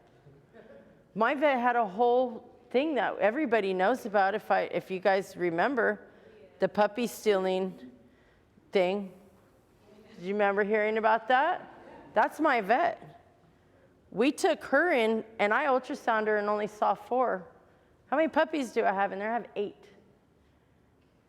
If they were really in the business of stealing puppies, don't you think I would have, you know? No, he didn't.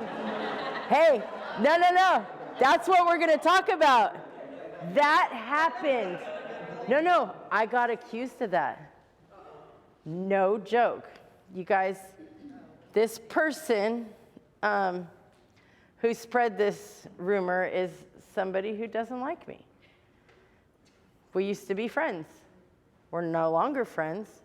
I have, everybody knows, a big red barn. I have a huge big red barn. The person who accused our vet of stealing puppies, because I live in the country, well, so does this other person who flip-flopped it onto me, lives in the country, about 3 miles away from me. He posted a picture of a little barn, happened to be red, in his comment. So the person who liked me, oh, see, that's the person with the big red barn. Who said a big red barn? This is just a little picture of a barn because he was talking about being out in the country. What do you think of when you think of the country? Barns.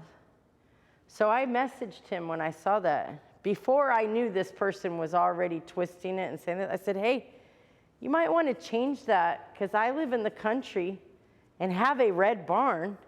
They might think you're referring to me, the whelper you're talking about. I took his screenshot of my convo with him saying, I'm so sorry, I didn't know. I said, yeah, and I live a few miles away from the person you're referring to.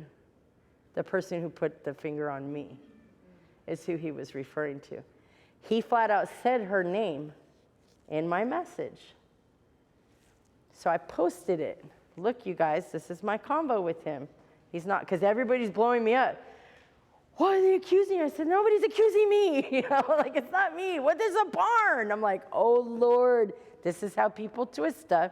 So I put my convo with him and 2 other people who said, no, they're talking about this person who lives by you. And long story short, my name was taken out of their mouth after that because I had to play not so nice and bring up some other things. But, you know, for those of you who know and saw the whole thing transpire, you know what I had to do. But I'm going to turn the temp down. So you see how the puppies are crying? I'm going to turn the temp down. If your puppies are crying, there's something. They're not comfortable. So remember, latching is one. If they're newborns and they're crying, screaming, working super hard, and you see them going, but they should just be nursing. They shouldn't be doing all this stuff at newborns and crying. That means they're not latched. So don't forget, hold each side of the mouth to show them how to latch. Because I know, Sincere, you guys weren't here. So when they're first born, if they're really working hard and crying, and you take your finger here and your finger here and help them apply a little bit of pressure and help them latch on. If you hear a noise, they're not latched. So got to make sure they're on there. Any questions, guys? Any other questions? Yeah. We have one to apply after, like after they're fed, they're just sleeping, and then they start finish sleep. Is there something to be alarmed about, or Say it again. something's wrong, like you're sleeping, Mm-hmm. you're already fed, and you start making noises in your sleep or crying or something? Might be the temp, like they're fed. So the question was, if they're fed, pottied, and sleeping and still crying, what could it be? Temperature. That's something we didn't really talk about, when to start dropping the temperature if you are using an incubator. A lot of people don't know when to start dropping it. By 1 week old, they should be down to like 78 to 80. They don't need to be in the 80s anymore. We'll start the first 2 days at 89, and then we start dropping after that. So, that what? Yeah, they're hot. They're hot. They start after a week old, they start to regulate their body heat. So they don't need, these are 3 weeks old, and I have them at 75 to 78 degrees. I know people who still have 3-week-olds in incubators. And the first thing I tell them is, why are they in the incubator? Get them out of there. They don't need it. They're in this. We only put them in this for the demonstration. This is what they're in. So those guys have been out for like a week. Uh-huh. But I've had a litter, they were all constipated, the temperature wasn't too high, what else could cause that? All of the puppies were constipated. How long were you letting them nurse? And how old was it when they got constipated? 2 weeks. That's probably why. So sometimes eating too much causes constipation as well. So at the 2nd week mark, the mom's milk becomes super rich. They're going to have either diarrhea, sometimes at the 2nd week, which you'll see foamy poop, like a neonish kind of poop. That's where maybe 1 or 2 doses of this comes in to get it under control so they don't get that acid rash booty. I don't know if you've seen it. Their butt will get inflamed from that foamy poop. It's the Metro Albon combo. It's the combination. So how long should they feed at 2 weeks? If not, if 20? 10 minutes. 10 minutes. And then, of course, your Desitin on their rectum. Uh-huh. So I know you talked about the mastitis and using the cabbage leaves. With my mom right now, she has engorged just the two back ones. You can use the cabbage to help engorge. In the hot compress, and I know it's not bad yet, but this is her second litter and it's happened again. Uh-huh. So I just don't want to turn to that. So go ahead. You can do the cabbage to bring down the milk. Now, if that doesn't work, you guys cut back the calorie intake so they don't produce as much milk. That's another way you can do it. So if they're making too much milk, cut back their calories just for a day or two and let them level out and feed the puppies a little bit less. So, but suction, every time you feed your puppies, suction. What about the timeline, so you feed them every 2 hours? So super easy, basic one. Newborn to a week old is every 2 hours.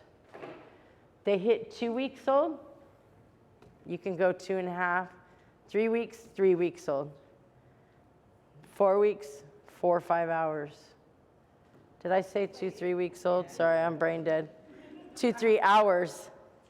Yeah, I caught myself after I said that. So at 2 hours is from 1 to 7 days old. If your puppies are small, keep them at 2 weeks. 2 hours for that first 2 weeks, if they're small puppies. If they're fatties like these at 3 weeks, these guys are 4 hours now. You saw we started the class. They'd been here since like 9 a.m. They weren't even hungry. So you can judge them by that as well if it's time to start pushing out the feedings. If it's the 2-hour mark, I'm coming in, they're still sleeping, and they're a week old, I go, 2.5 hours, I'll be back. You know, then I'll wake them up, okay, 2.5, let's feed.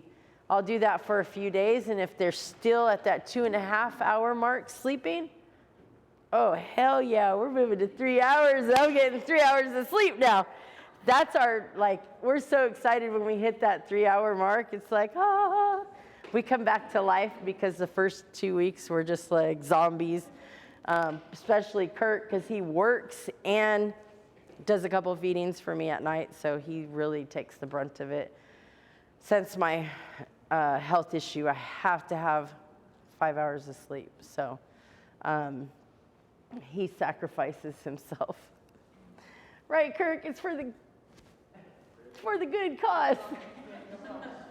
He's like, how he does it, I don't know. I give him props for that all the time. And you guys he's always right there being my backup with the dogs. Honestly, I couldn't still do it anymore if he wasn't my backup. So try to, like, you guys are a team. You're both here learning. You're both here learning. You and Sincere are both learning together. I mean, help each other out. If you can teach your significant other or your friends, if you're co-owners, whatever, help each other out because honestly, it kicks your ass. It's what made me have my AFib. Yes, I was predisposed to it, but it kicked it in way sooner than I should have had an issue. I'm only 46 years old. It happened last year, so yeah, from no sleep every 2 hours. What did we do that for, 3 years? No joke, 3 years of nonstop whelping, litter after litter after litter. So I don't know how he's still going, except that's why we're teaching his daughter. So all this stuff that we're going over today, I'm doing that times 10 for her. She's got to learn all these meds. She's got to learn all these, you know, little signs and symptoms. Another one too, though, is if you guys have singleton puppies, you guys saw that little stuffed animal I had? This one? Some singletons won't thrive. So get one of these. These are cheap. It's like 20 bucks. Has the little heartbeat thing. They have one that has a heat as well, but it's just a little heartbeat. Oops. And it'll make the noise as if they're still in the womb. So I'll give them something to be with. This is 4 dogs. This isn't the human one. You can pass this through. Watch, feel that. What's a Single puppy, one puppy. Yeah, it beats too. It's a good one. I did bring that. I did bring this. How many of you guys have raised a litter and they spill their water bowl all over and they're in it and you're just like, I hate you guys right now. I just cleaned all this. These. Yeah, these are great. They're on Amazon. Yes. So a lot of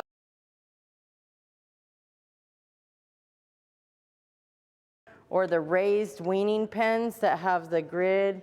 They fold up from Midwest or one of the other brands. This works great with all of them. Or if you're using those kind of cages or the stackable black cages, these, I stick it on the outside at about, I lost the ball. That's a brand new bottle. Anyway, I put it on, I move them out of this at about 4 weeks old. So they'll go into one of those wire type cages, and that's when I'll start doing the actual water like this. Otherwise, I continue the water in the mush. So at 4 weeks old, put it really low. You don't want their head up high to drink because so they don't inhale it. So keep it low where their head is like this, about like this, trying to nurse, not like this, trying to reach it. and tap it. Put it in front of them, tap it, and water will drip, and they learn real quick. You only got to show each of them a couple times because the one who's smart out of the litter, who figures it out right away, they all copy him. So the one that catches it right away is just going to keep working on it and chew on it and teeth on it, and then they all follow suit after that.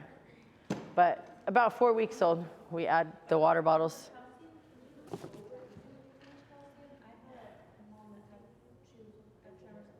Yeah.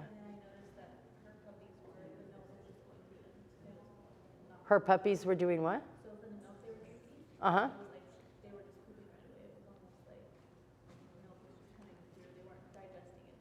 That sounds like a temperature issue.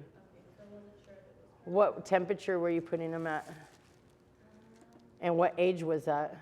It was as soon as they were born. She had a lot of milk, and she was fine at first, but as I gave her more calcium, she was trembling too much. The milk, they were like lighter. What color lighter poop? It was almost like white. That's temperature too, and they're not digesting it. So, did you give them the nursemaid, the colostrum beforehand? Okay, so that tells me it's probably temperature issue. I had another mom, and they did fine with her, like but it was just, I didn't know if it was maybe something with the mom. It could have been her milk too, because remember I said that by the third day the poop is going to tell you. So it could have been her milk and not the calcium at all. Because shoot, I gave her every 2 hours calcium.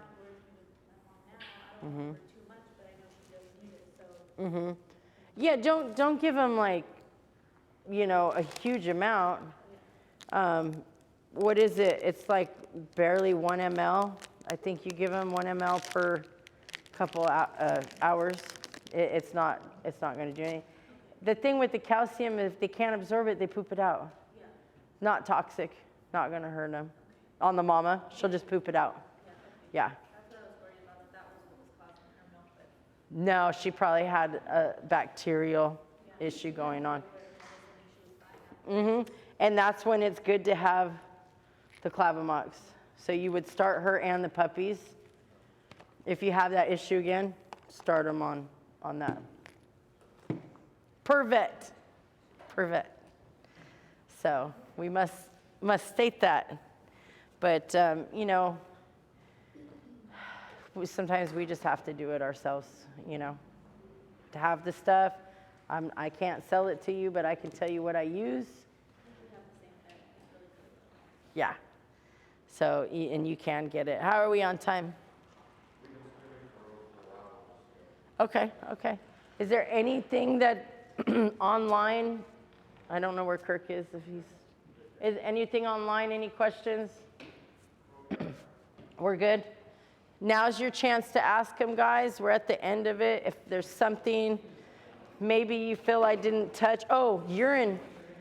You guys, if you are not changing your puppy's bedding, they're going to get a rash. Urine burns, please.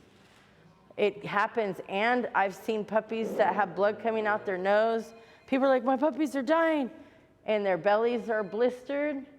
And then that tells me they got 2 things. I don't mean the CHV blisters. I'm talking like rash blisters from their belly, from neck down, is being in urine-soaked bedding, which causes respiratory burns from the ammonia. Believe it or not, we've seen people message us for crazy stuff. You're just like, daily. Yeah, change those, wash. They didn't. They had ammonia burns, their lungs. Yeah, no. Tide and bleach. Being honest, Tide and bleach. But we double rinse them. We do a Tide and bleach, then we just do a rinse wash afterwards. So you want to get all that that chlorine out, but honestly, that's the #1 thing that's going to kill any of the bacteria in the blankets. If they still smell like bleach and stuff after, you want to rinse them again, but you don't want them breathing all that. One thing on their eyes, still okay to like wipe the face? Just don't wipe the eyes, yes. Yep, I wipe them down real good, head to toe, head to toe. The blue liquid, my husband Charles is online right now. He said I couldn't find it. Chlorhexidine, you can buy it at Tractor Supply. They have it, your feed stores. So Amazon, depending where you live, will not ship it to you. Don't know why. And depending what state they're shipping it out of. So sometimes they'll send me this, sometimes they won't. But look at Oakdale Feed, just at the feed store. If you have a feed store in your area, they have it. This is what we use to clean livestock and so forth all the time too. But it's great stuff. Works great.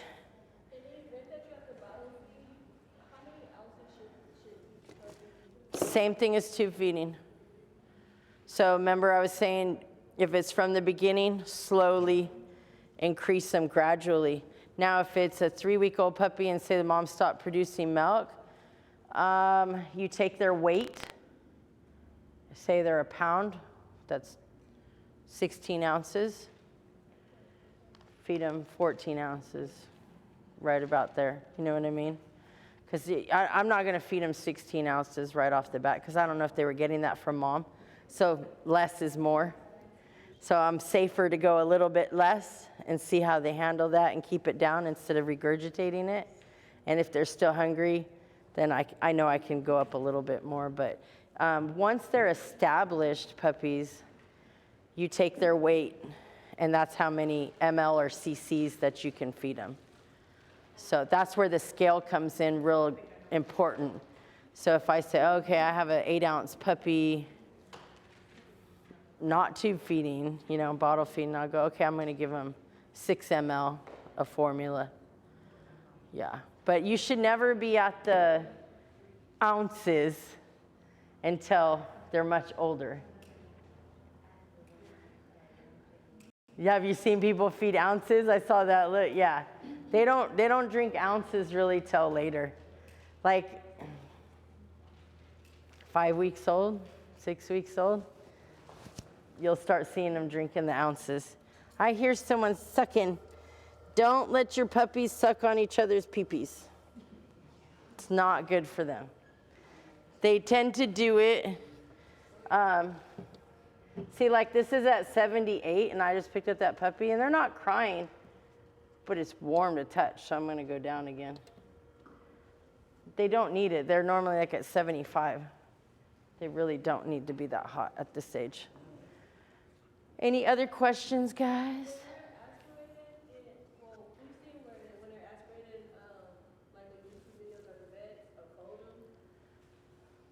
Fold them?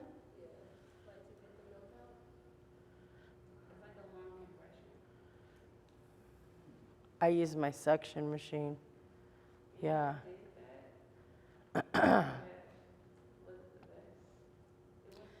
How old of a puppy are you talking about? Like,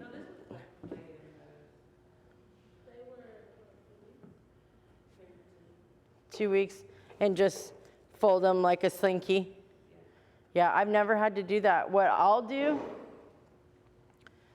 is I'll hold them like this. Kirk laughs at me when I do it.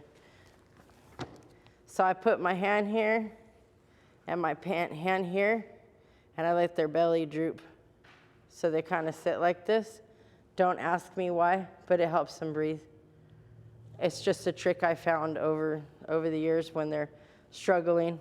The minute I hold them like this, at this angle, hand in front of the rear legs right here, and right behind here, and I let their belly kind of droop a little bit, and literally tilt them just like that, and I do this. They stop crying. They breathe. They go to sleep. They're chill. Gassy puppies. Puppies get colic as well. This helps them. They were talking about aspiration pneumonia. If we fold them. So back in the day, I guess someone had told you guys to fold the puppy. Yeah, I'm not familiar with that one. At 2 weeks old, I can't do it, but we were taught on, say, like a 4-week-old, we cupped them. So we would take the puppy like this, cup our hands. This is how my vet showed to break the fluid in the lungs, which is probably like the folding technique, but another version. And we would go like this. And you just make this kind of a motion, and it breaks up the fluid and helps them bring it out. But nowadays, you have something better, access, which you can ask them for an expectorant or different med. This is doxycycline with an expectorant. So this is going to bring out the mucus. Like what's the stuff for humans when they're sick and they have congestion? Mucinex. It's basically like that. It has antibiotic with a decongestant expectorant. So it makes life a little bit easier as, you know, the years go on. Some of the old techniques are still tried and true, which this cupping has worked great over the years. I've helped lots of puppies. But yeah, now we get to use something amazing and help get the fluid out. So this is actually amazing stuff. Any other questions? Massaging the flat chest puppy. So are you talking about the side one or the one? The only massaging that I do for the flat chested puppy is like, again, when they're on their side, you want them to sleep on their side, or you can put them in a cup, literally a cup, and put them in it, and they're like this, sleeping, elevated to take the pressure off. But when you can, when they're on their side, remember I was showing you guys earlier about the little compressions. That's kind of the only massaging that I do for it. I haven't dealt with a lot of flat-chested puppies. We've been blessed. I make it super, super bumpy for them, like I was saying, at those angles. So the puppies are always sleeping like this. They're always like at this angle, and it takes no pressure, and I feed them on their sides. So I don't think it was your little girl, but the other little girl, when I first got her home from the hospital, I think it was this one. Yeah. I thought she was flat-chested. So she's not now. But on a flat-chested puppy, they have a dent. This kind of caves in right here, and they're trying to breathe. Hi, Mama, I'm sorry. But I fed her on her side. See? You just keep them on their side, and then you can massage the ribs and put that pressure to push the breastplate out. Oh, sorry, hit the mic again. So you want to try to just do those little pressures. Any other questions, Kirk?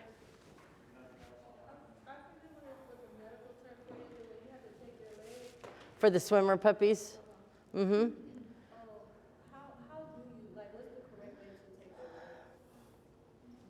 The best thing to do for a swimmer puppy, for me, the way I did it, was I did it like an H. So, I got gloves on, sorry guys. So, brand new roll over here. Had lint on my nose. This is a real tiny one, the stuffed animal. So this is how I did it. Because I had a swimmer for the first time.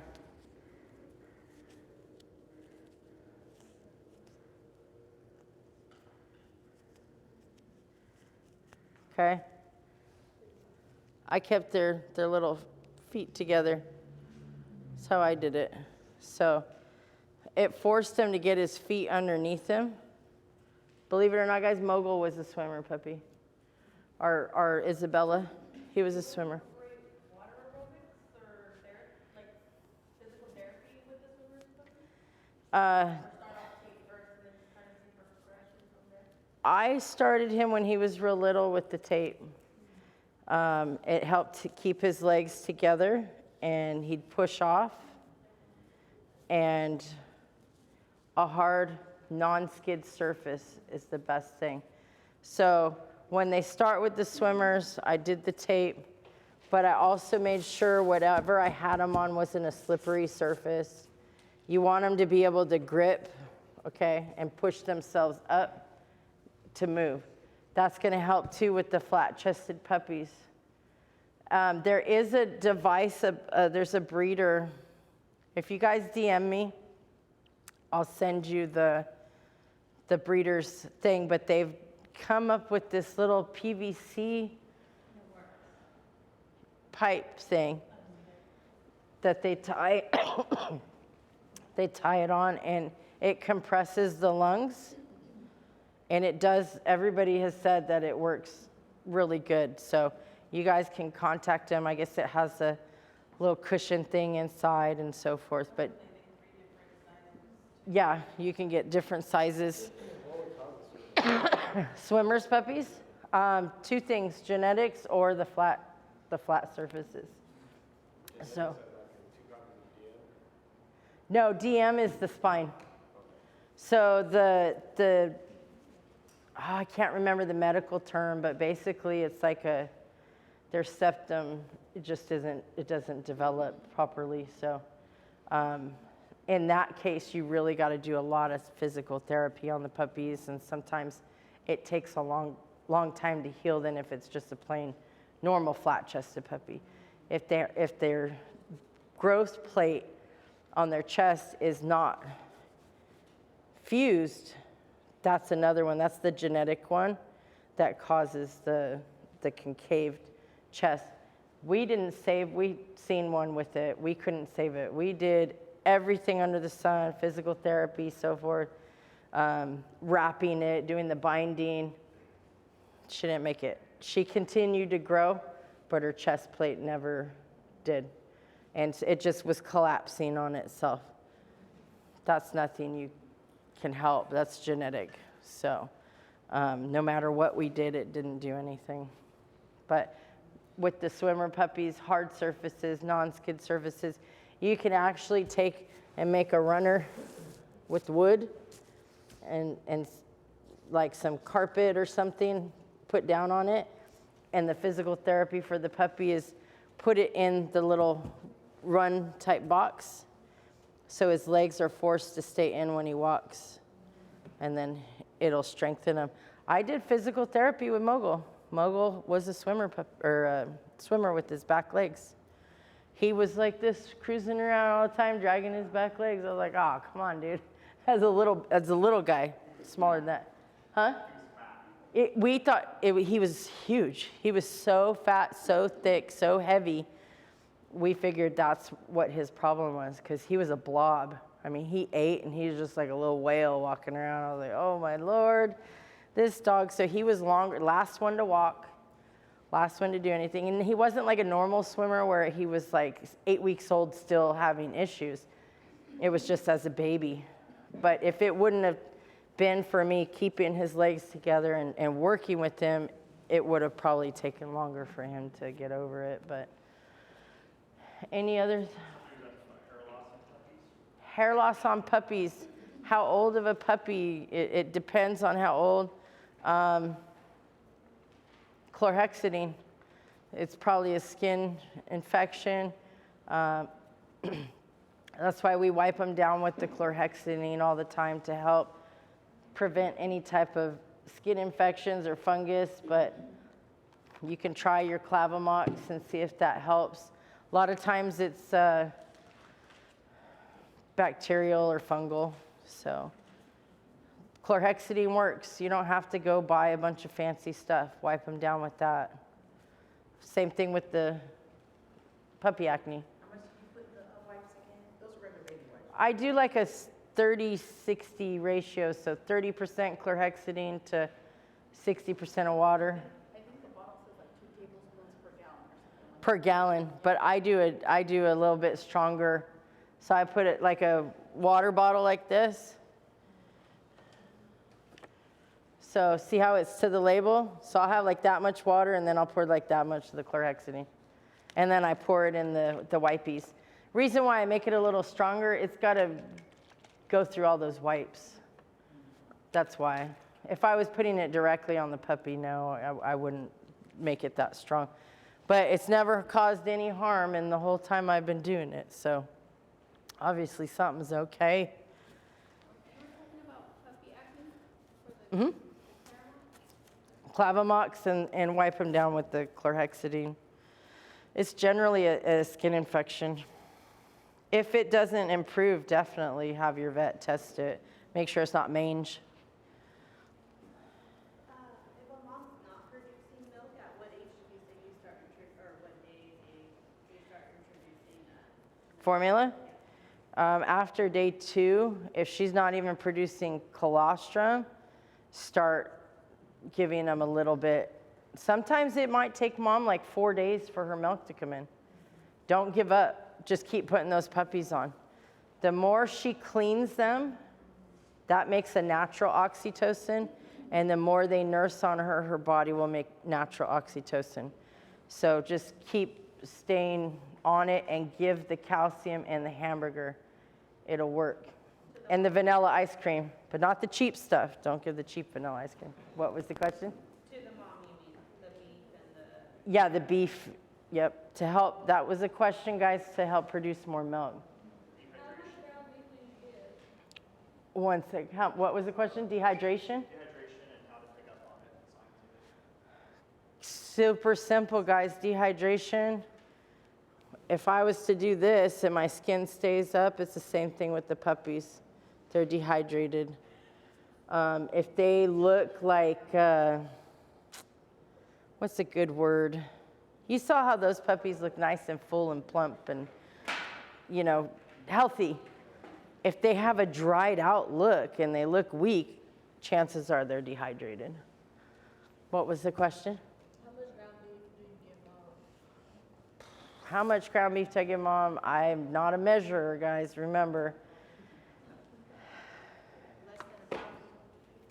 About the can, mix it with the dry. So was that 12 ounces? 12 ounces, a hamburger. I'll just mix it in with the kibble. They'll scarf it down. They need as much calories as possible. So it's not gonna hurt them. The only thing you wanna worry about is if you're putting all the grease in the food with it, you know, then you might get a little soft poop, but I would just scoop the hamburger, mix it up. She's gonna woof it down. So. When you make the mush with that, say like how if like your litter is only a size of like 3 or 4 and you use a whole can, like you do it like a measurement. No, use your judgment, you know. I would say you can refrigerate it. Yeah, oh yeah, you can refrigerate it, but remember you always want to use hot water. So I honestly, my room, when I'm weaning them, they're eating, which we've got to go feed puppies right now. They're getting 5 puppies are eating a whole can 3 times a day, and they're 5 weeks old. They're getting a whole can 3 times a day. Cooked for the mamas, cooked hamburger.